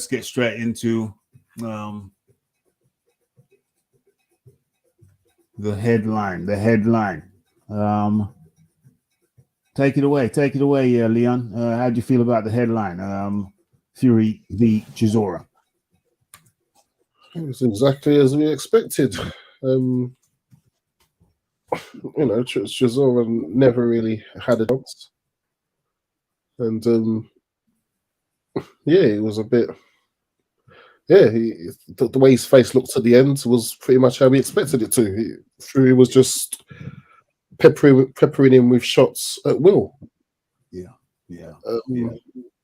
It wasn't very competitive. But I think the more interesting stuff happened after the fight, when other fighters entered the ring. The ring apron. Well, my take on it, I've heard it through the grapevine. I've heard some describing. Can you please pronounce P's name again? Who's P? Pretorius. Oscar Pretorius. Pretorius. You say the funny way, so you. Pretorius. Oscar Pretorius. Well, I don't know. How do you pronounce that name? It's a South African name, brother. Or Dutch. Pretorius. Is it Dutch? Boer? Is he a Boer? Originally Dutch? Yeah, he's a Boer. He's a Boer? Boer. So he's Dutchman, Dutch English people. He's a Dutchman. And the funny thing is, the Dutch are seen as such sophisticated people, but yet, anyway, don't get me started on that. So my view on this, I've seen people say, "Oh, it was such a lovely fight." Listen, it was a ball fest. You know what I mean? And furthermore, does Tyson Fury need his own height division? Does he need his own height class? Does he need his own height division? I'll tell you this much about Tyson Fury. He's probably the most coordinated giant that the game has seen yet. Tyson Fury is probably the most coordinated giant that the game has seen yet. If Tyson Fury was 6 inches shorter, that would make him what? Supposed to be 6'9", 6'3". 6'3" is the average height for a heavyweight. If Tyson Fury was, let me do a poll. Oscar Pretorius, Pistorius? Is that how you spell it? Pistorius? Oscar Pistorius. Damn. Yes, Pistorius. That's the guy with the fancy metal legs. Yeah, Pistorius. I never really looked at it properly. I never really looked at the spelling. Yeah, Pistorius. Pistorius. Damn, that's even worse. So let me do a poll then. Let me do a poll. Oh, I wasn't even in that thing. Hit that like button, hit that subscribe button, hit that share button. But let me do a poll. Start a poll. Tyson Fury. Would Tyson Fury be equally effective if he was 6'3"? Would Tyson Fury be equally effective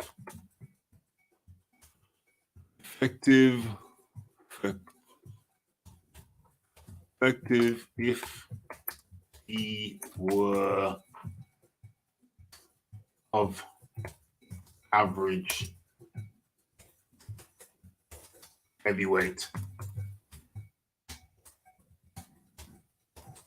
height? Because it looks to me, Mark, yay or nay, because it looks to me like that guy's is in his own height division. He's in his own height division. And what I will say is that Tyson Fury is the most coordinated giant that we've seen in the game yet. I'll give him that. He's a very coordinated giant. Looks like he needs his own height class. Well, I was watching the.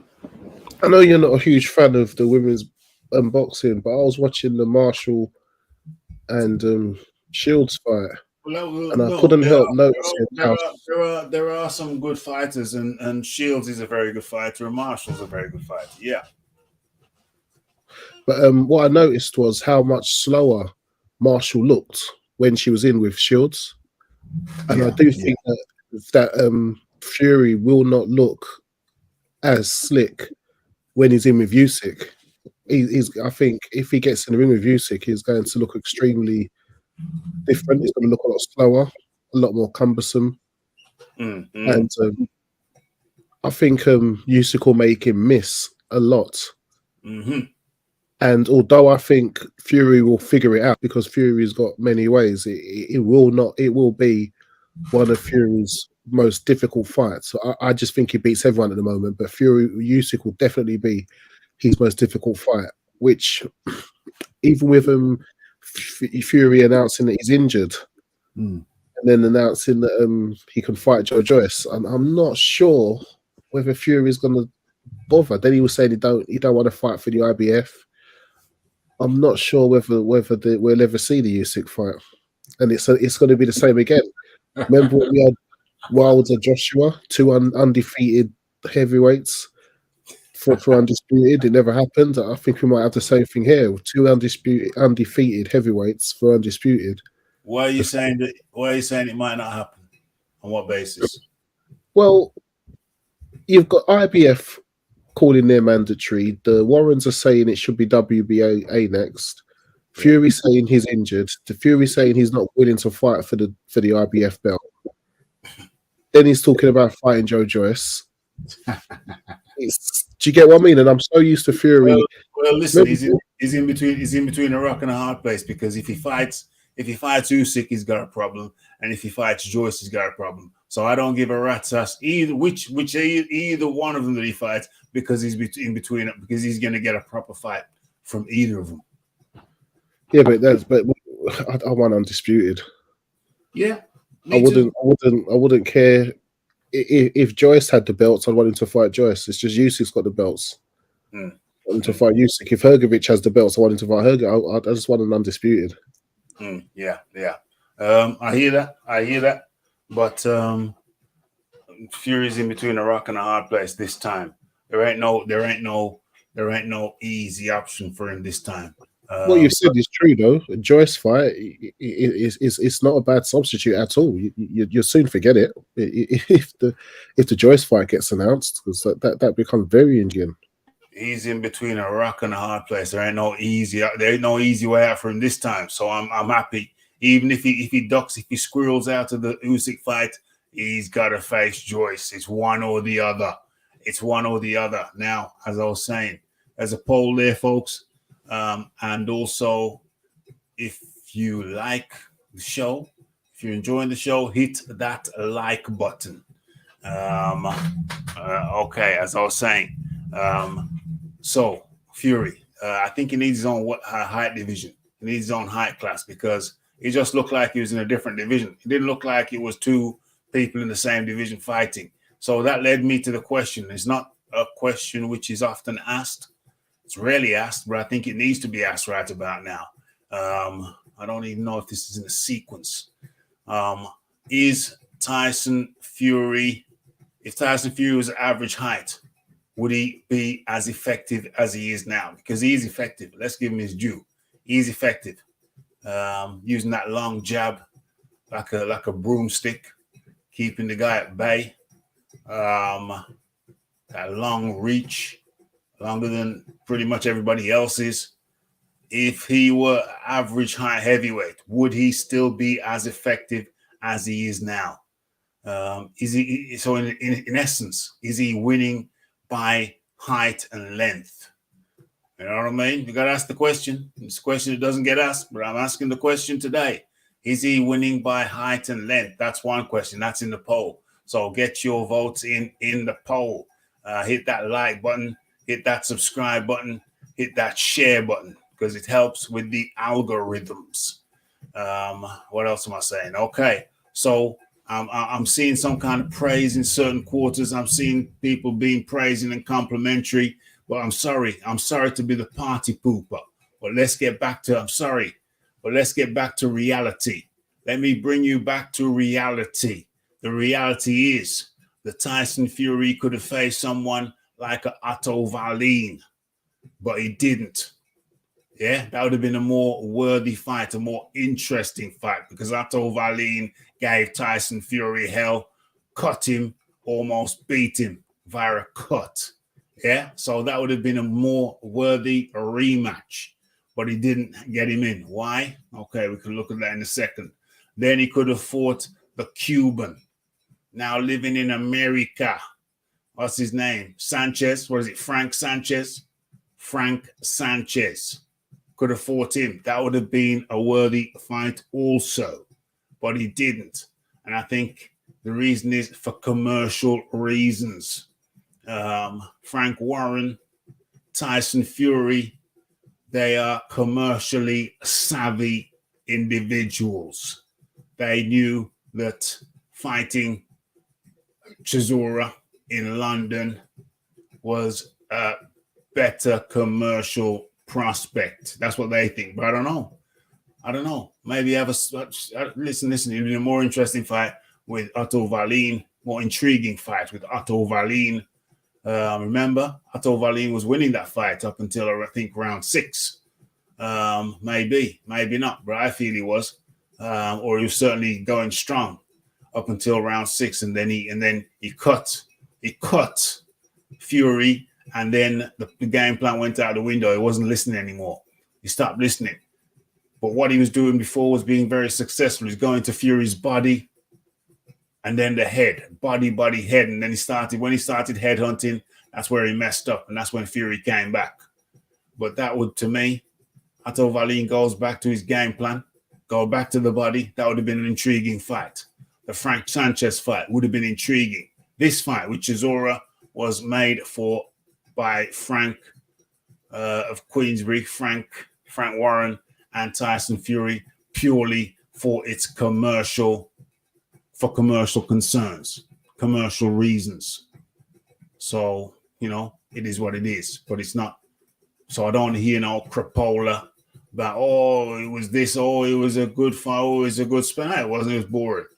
Let's be honest, it was boring.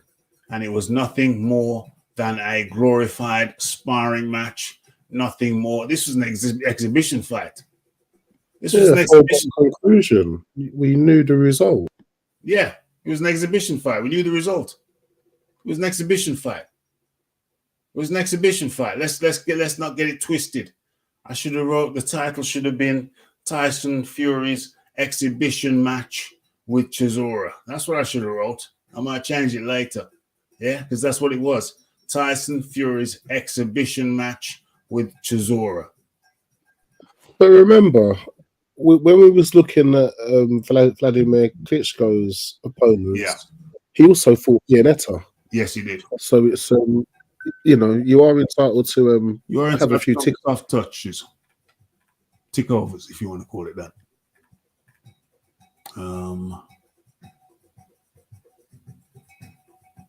What's this here? Not the belts. Shields, TBA. Can Usyk hurt Fury? Yeah, I think he can. Not on pure brute strength. Usyk don't hurt you on brute strength, but he hurts you with timing. Anyone can hurt Fury. Can they keep him down? Say that again? People can hurt Fury, but can they keep him down? He manages to get up.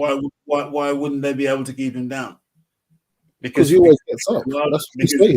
Because Wilder couldn't? Is that what we're saying? Because Wilder couldn't? Wilder, who we don't know about Wilder's power. We don't know. It's still a question mark on Wilder's power. Yes, he's powerful. Yes, he drops people. But people often get back up when he drops them. Okay, he knocked Ruiz, he knocked Ortiz dead the last time. But oftentimes people get back up when Wilder drops him.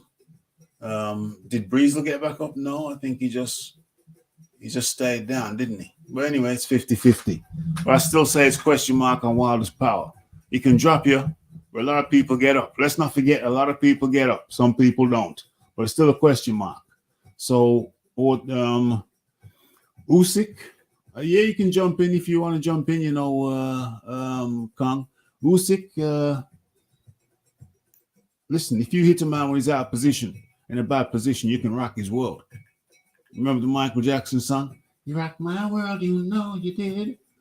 Yeah, you catch a man out of position, you can rock his world bad. And that's what Usyk specializes in, touching you when you're out of position, touching you when you're coming in. Double the impact. You know what I'm saying? There's a technician when it comes to catching a man in a bad position.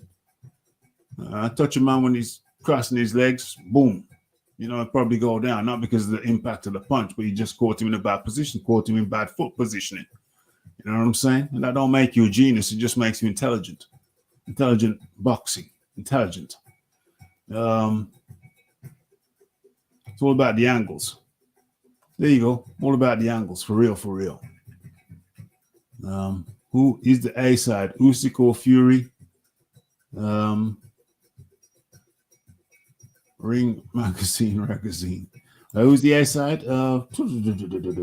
Fury's been a two-time champion, is he not? Two-time champion. Well, I think Fury's the champ. I think Fury's the favorite. But I do think that Usyk can rock his world just through his technicality, just through technical boxing, not brute force.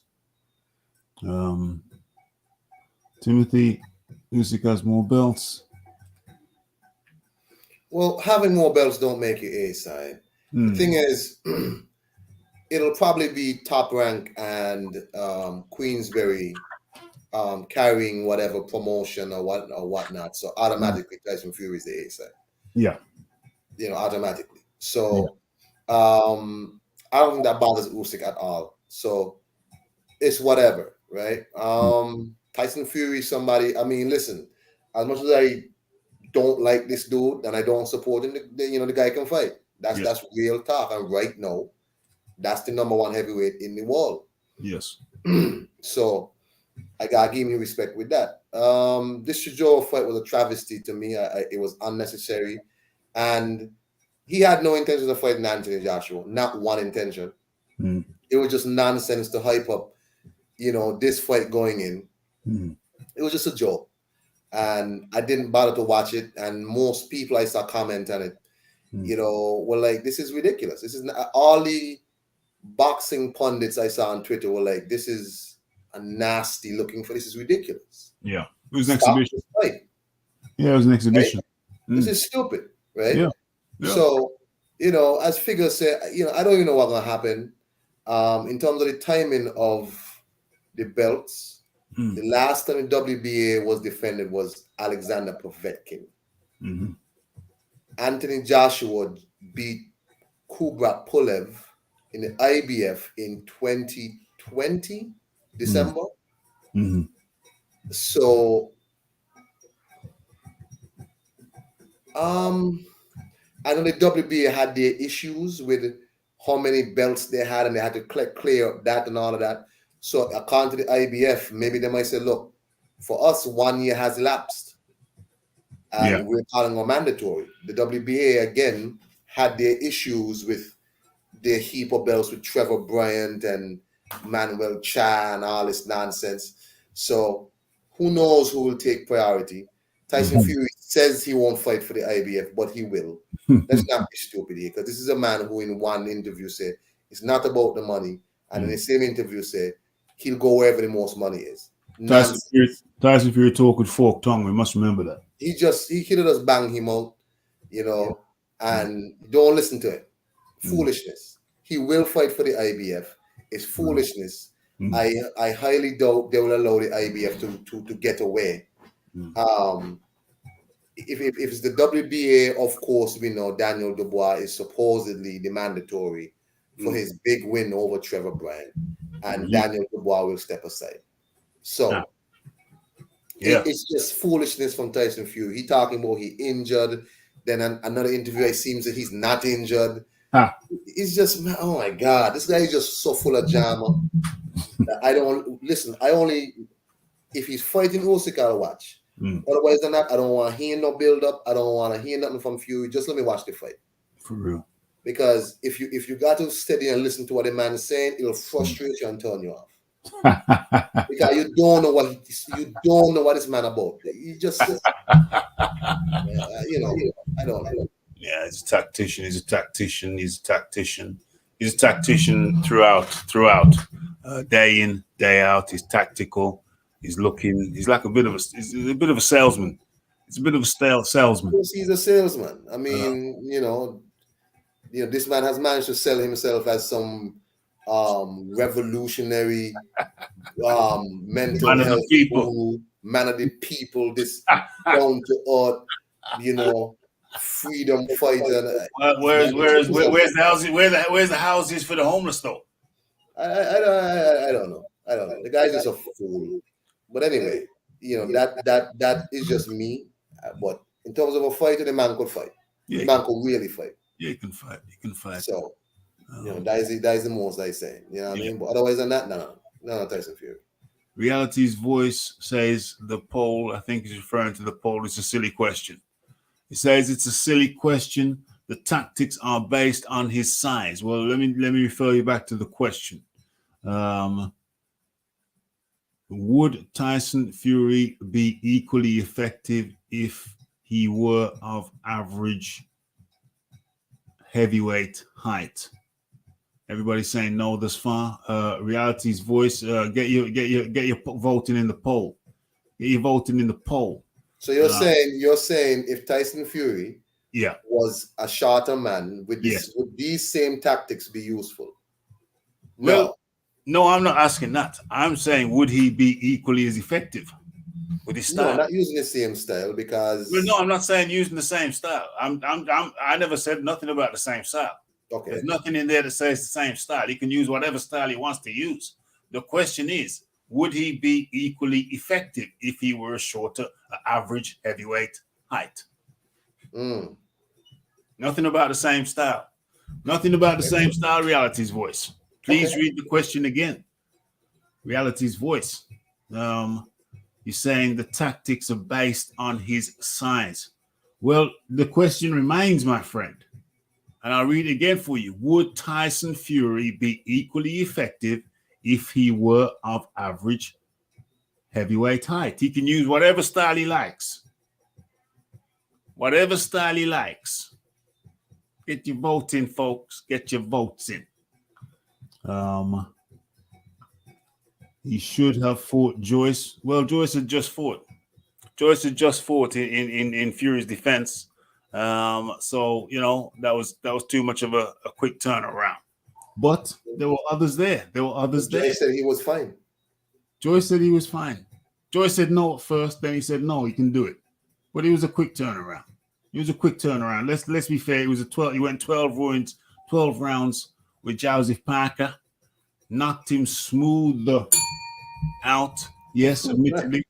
But it was still 12 rounds. But, let's be fair to Joyce. Let's give him his proper recuperation time. Would he be optimal coming into that fight after a grueling 12-rounder? I don't think so. That's just my personal view. I don't think so. But hey, yo, Rafi, I gotta leave. I gotta do some things. I want to tell you thank you for having me on as usual. Hey, Figures, sorry about the burgers, them. Sorry that they do that to you, man. Yo, Figures is enjoying the burgers. Figures is enjoying the burgers as we speak. Trust me. I know when he goes tough, when he goes quiet. I know that the delivery man's coming. Hey, peace to y'all, man. Much appreciation goes out to the Iron Kong, our man in the Caribbean. It's a good thing you gave that dog away. That dog sound too big. Too big. Okay, so where are we up in the chat? Hit that like button, hit that subscribe button, hit that share button. As a matter of fact, let me check the likes.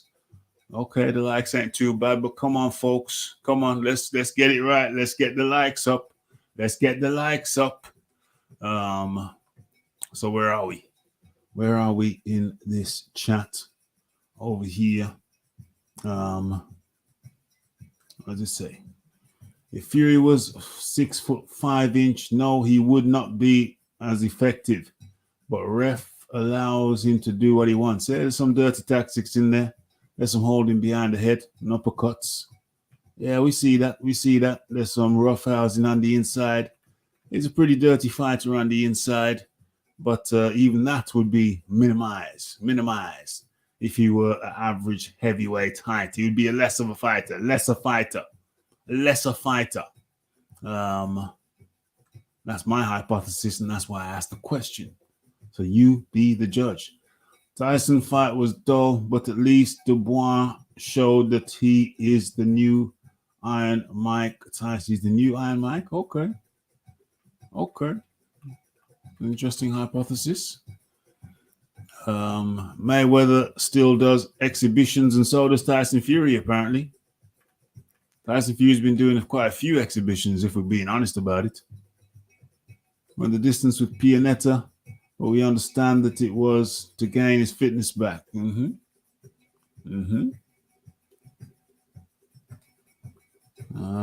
Tyson's knee did not give way until he was quite old and fighting Danny Williams. Oh, that's what he's talking about, the knee.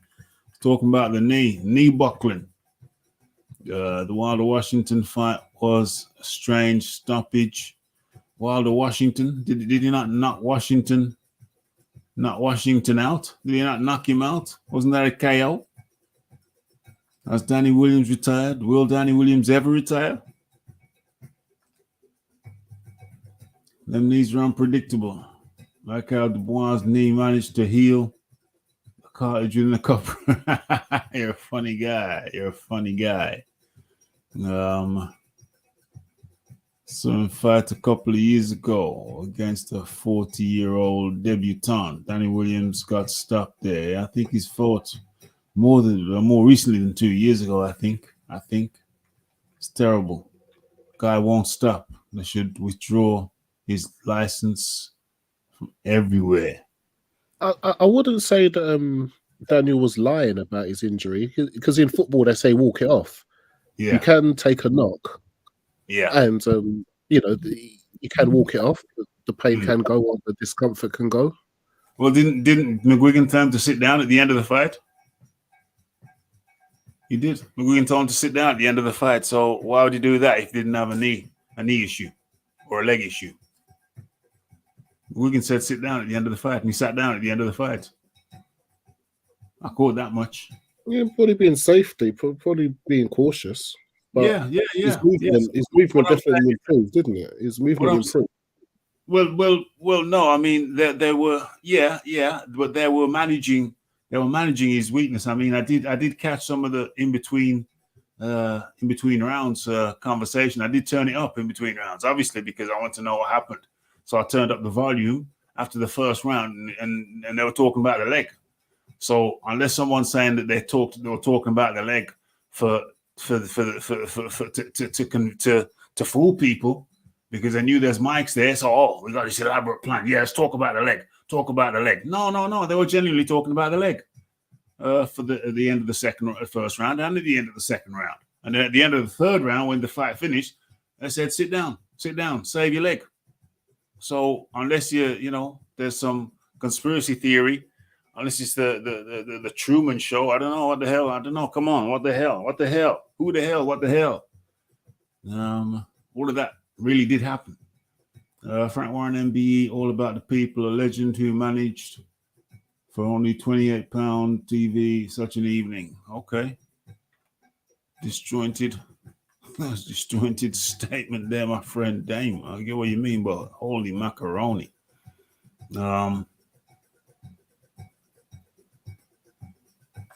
Big Daddy Bo. Oh Lord. Yeah. Should take his license away from him, for goodness sakes. 13th of November. Oh Lord. There you go. Oh Lord.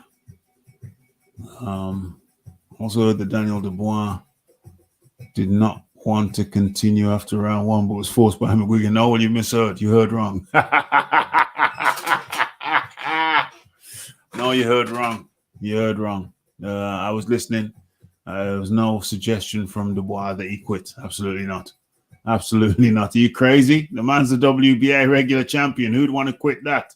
Good Lord, man. Who told you that? Find out and unfriend them. Say, I'm not going to be your friend anymore for lying to me. Come on now.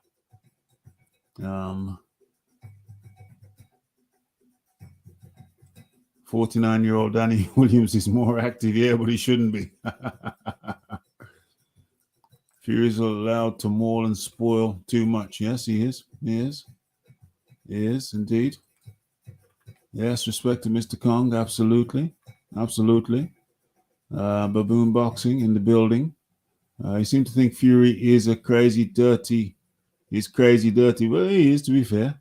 And refs ignore it. You are wrong. I don't mind a bit of dirty boxing every now and again, though, in a fight. Sorry?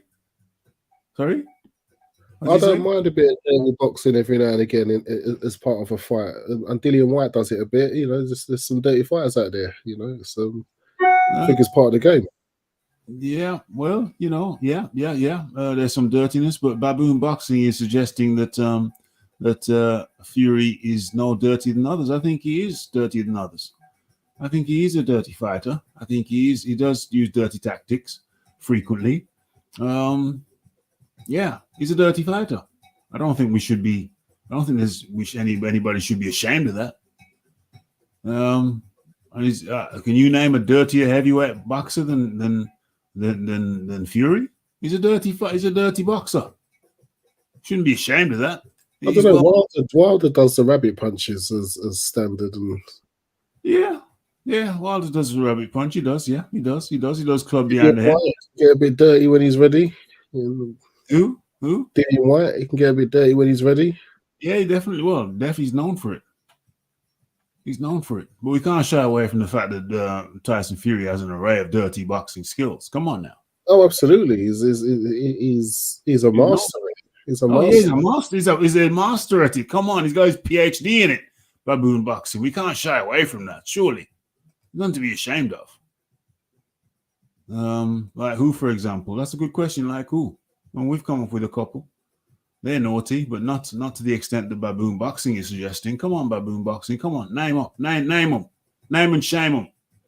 At 6'5", Fury would certainly not be as effective when fighting 6'9" game ish. No, he's not fighting himself at 6'9". He's just talking about his fighting other heavyweights. So you acknowledge that he would not be as effective. I think you're acknowledging that. I think you're stating that. We do have a poll So get your votes in the poll, ladies and gentlemen. Come on. We haven't got all night. We're here for a good time, not a long time, although it turned into a bit of a long time, but it's okay. Rafi was very tired, got his second wind. We're going to go for a few more minutes. So get your likes in, get your subscribes in, get your votes in. Don't forget to share this shizzle everywhere. Multiple places you can share. Anytime, any place, anywhere. Fury is great at what he does, indeed. Come on, let's give credit where credit's due. He's great at what he does. I think he's the best. He's the best. Simply the best. Mr. Dawkins, you need to go back and watch the Wilder Washington fight. Do I? Are you sure? Is that a good way for me to invest my time? Maybe I will.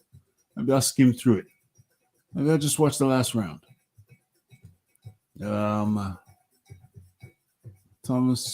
Timothy Thomas, it's not illegal for the most part. He's learned to use his size. Nothing wrong with that. Not a fan of the style, but it works and is not an issue for the ref. Well, it is an issue. It is an issue for the ref. They have to pull him off from time to time and tell him off from time to time. I've never seen Daniel move so well after round one. Okay. Daniel's legs was fine. Okay, Timothy. By the end of the fight, Daniel was bouncing on that knee like he was like the 12 ball of the first round, like the 12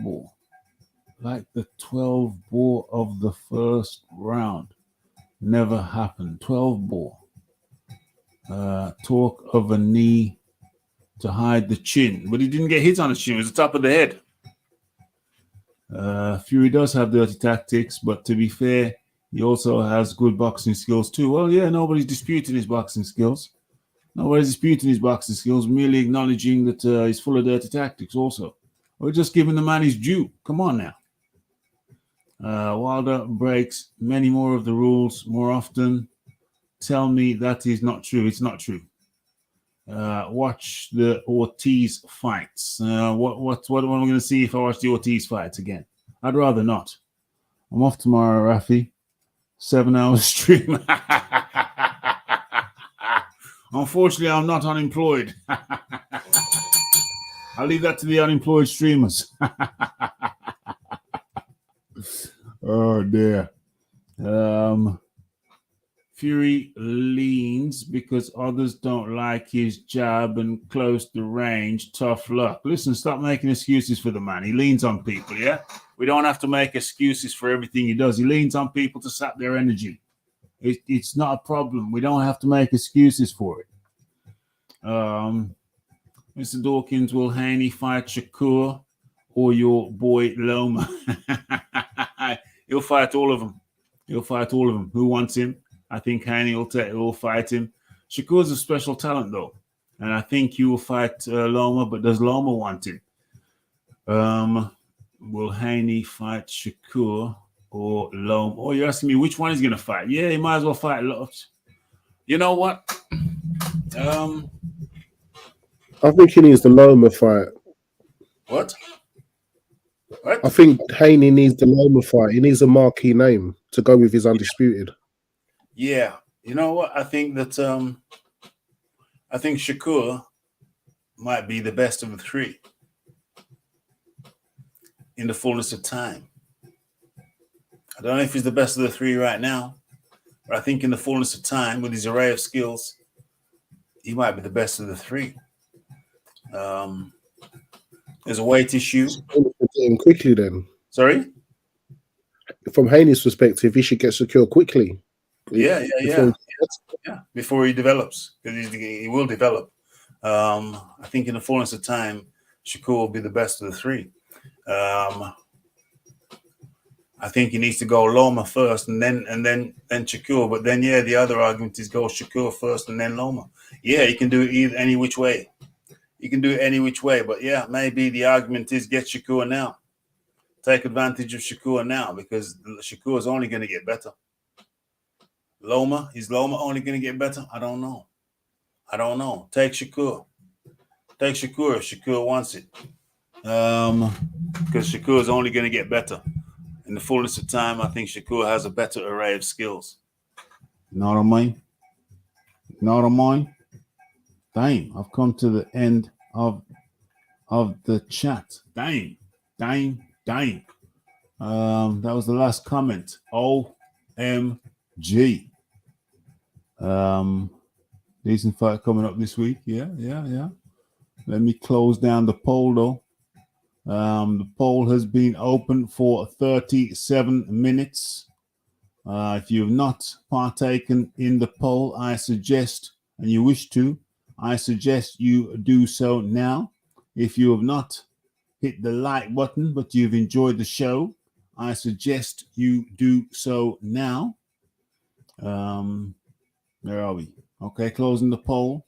5, 4, 3, 2, 1. Okay, the poll is closed. And let's get the results up. Let's get the results up right now. Like so. Let's see. Let's see what the results are. Where are we? Would Tyson Fury be equally effective if he were of average heavyweight height? 100% of respondents said no, and therefore de facto 0% of respondents said yay.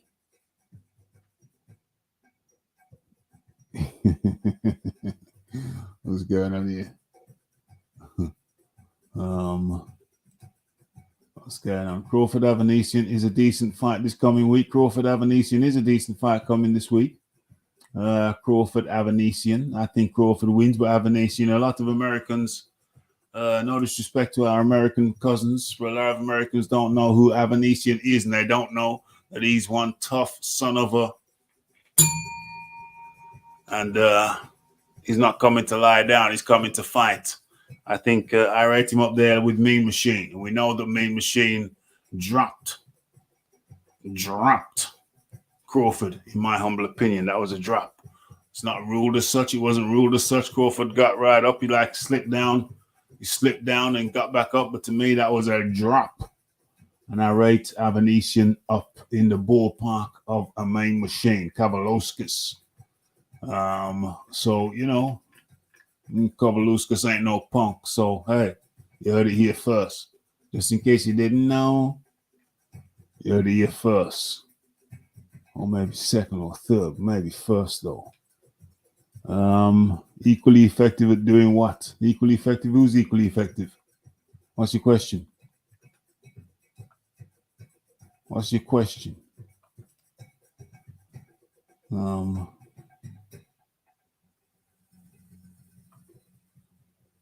What's this here? He's a jab and smother. Jab and smother. That's his game. Jab and smother. Mean Machine may have been lucky. Was it luck or was it skill? Was it luck or was it skill? You know what I mean? That's the question.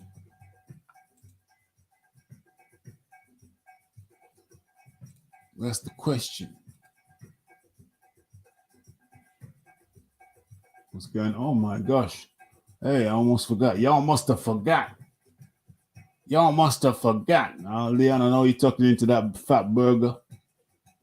But I gotta ask you the question. Don't rush it. But I gotta ask you the question. Did you see?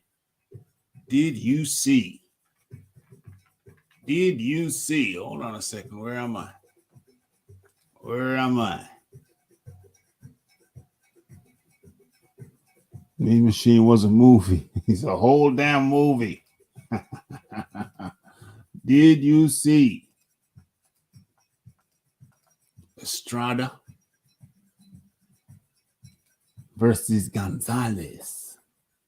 Because I did. And let me tell you this. Well, didn't really sit down and watch the whole damn thing. Let's be honest about this.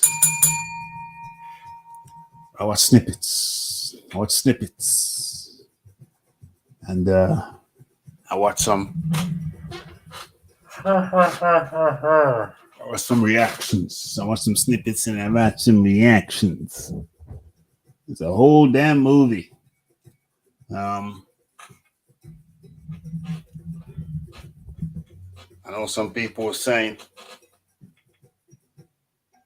that they had Chocolatito winning it, but no. From my skimming mission, Chocolatito started too slow.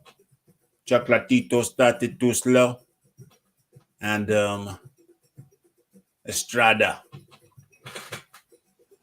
was fitter than he was for the second fight. This is the third fight. This is the trilogy fight. I think I watched the second fight, and I had Chocolatito winning the second fight. But, of course, that was a judge that was given to Estrada. But this time around, I think Estrada legitimately won more work, more output, started faster. And then Chocolatito was playing catch-up. You know what I mean? That's the way I saw it. I did not watch the fight live. I have not seen everything about the fight, but I skim it. And when I skim it, that's what I see. Did you see Estrada? Yeah, I saw some of it. Estrada Vegan Girls was close. It was close. One needs more taxi drivers. I watched the whole fight. I had Gonzalez edging it. It was really close, though. I had no issues with the result. Yeah. I listened to some reactions. I skimmed it. My impression was, I listened to some people that I trust. When we put those three things together, I came away with the impression that Estrada won. But of course, I would need to sit down and watch the whole thing. But from those three areas, from those three sources, as a matter of fact, let me go check somebody who I trust, somebody who opinion I trust. Let me have it. Oh gosh, that's a lot of notifications. Oh Lord. Let me go type him.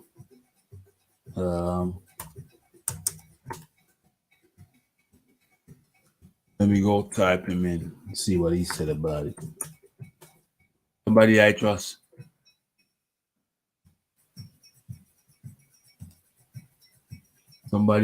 Let me see what he said.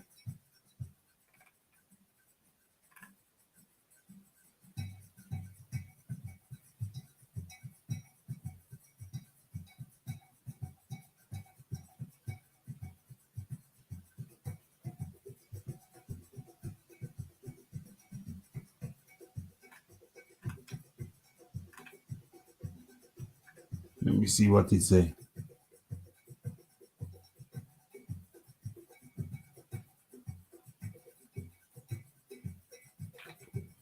Let me see what he say.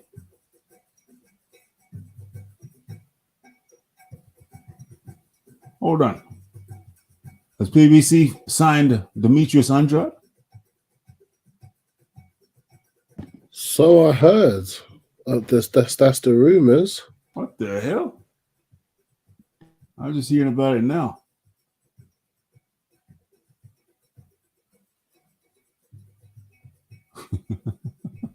We can fight once every 18 months. What the hell? This is crazy, yo.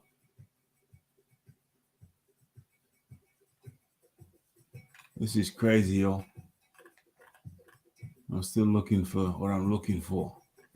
But he could have, if he had taken the Parker fight and won, he could actually be looking at a Canelo fight. Yeah. Canelo was never going to fight him, though, was he? Canelo just didn't want to fight him. Full stop. Get out of here. Get out, you horrible fighter. You're horrible. I just think he had bigger fish to fry, but those fish have been fried now. He might have considered it if he was in John Ryder's position. Well, he turned down Ali McConnelly. He turned down Ali McConnelly, didn't he? Andrade. But that was some cheap money. That was some cheap money. He did turn him down. That's why I think he turned him down. Do I blame him? I don't know if I blame him.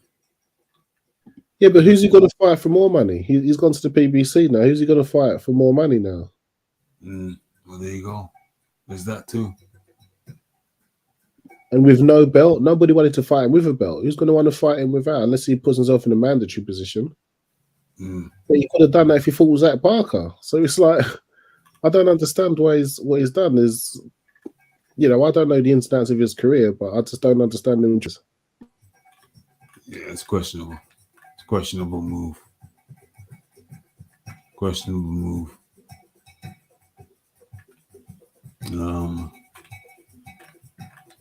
Still looking for this guy. Still looking for my guy's breakdown.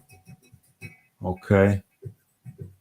All right. So my guy says he reckons that Estrada versus Chocolatito was a 14-14 draw.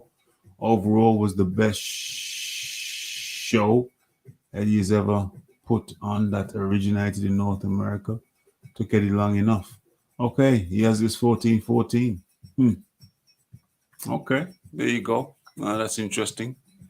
I thought from all the bits and the pieces, I felt that, I thought that Estrada had it, but we're getting some conflicting views. It's interesting.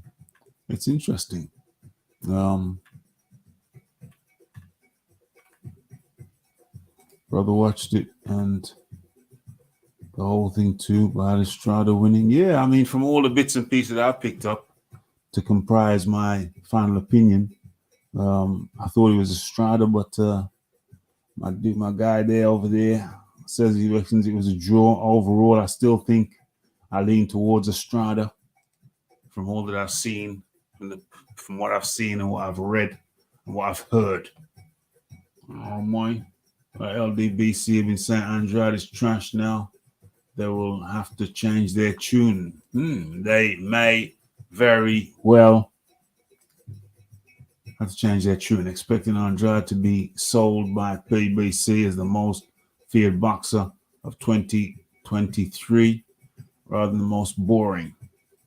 Joint prize with Haney. OMG. OMG. You know what? I think we've covered it, Leon. I think we've covered the three fights that were on the list. Tyson Fury versus Chisora 3. Daniel Dubois versus Linaira, Kevin Lerena, however you want to pronounce it. Estrada versus Chocolatito. We've done it, Leon. We've done it. We got through it. We got through another. Thanks for inviting me onto the panel. I've had fun. Hey, it was a fun night tonight. Thank you very much for taking the time out of your schedule to be with us, chop it up with us right here at the Raphael Dawkins Combat Radio, and look forward to chopping it up somehow whenever you want available. Great show, absolutely, and much thanks goes out also to the Iron Kong for making himself available. Chop it up with us over here at RDCR. Okay, and I think we've done it. We got through it. Great show. Top show, even when you are misguided. Listen, I was sent here to guide you. I was sent here to act as a shepherd, to guide you through these treacherous times. These cold times when you got to turn up your heating. You know what I mean? Now, we're living in some treacherous times, but hey, guess what? guess what? Guess what? You know, with a good community, with a good community spirit, we shall overcome. You know what I mean? With good community spirit, we shall overcome. Eating a mince pie. What do you mean? How the hell do you do that? Was it a hot mince pie? Yeah, we don't want to talk about that. It made me hungry now. That'll make me hungry.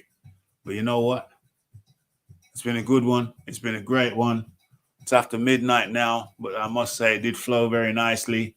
I ain't even all that tired. Very good chat indeed.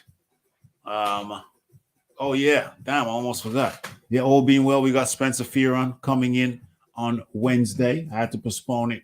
I had to push it back from last week. Rafi had his plate full, and I didn't have time to promote it properly. But now I do. So all being well, we're going to be having Spencer, the Knowledge Fearon, join us on Wednesday. So hit the reminder, go to the channel and hit the reminder for that show. Hit the reminder so you don't forget. But anyway, we're going to let everybody go do what they're supposed to be doing now.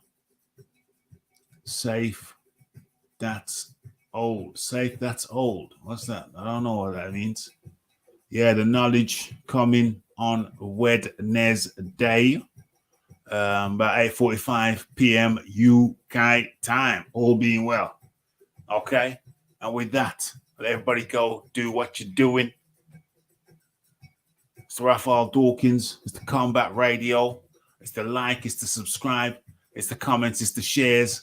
And it is the hitting the bell icon to stay updated with news and notifications. Don't forget about the live show. Don't forget to follow me on Twitter. It's Raphael Dawkins. It's the Combat Radio. And we are out. Blessed.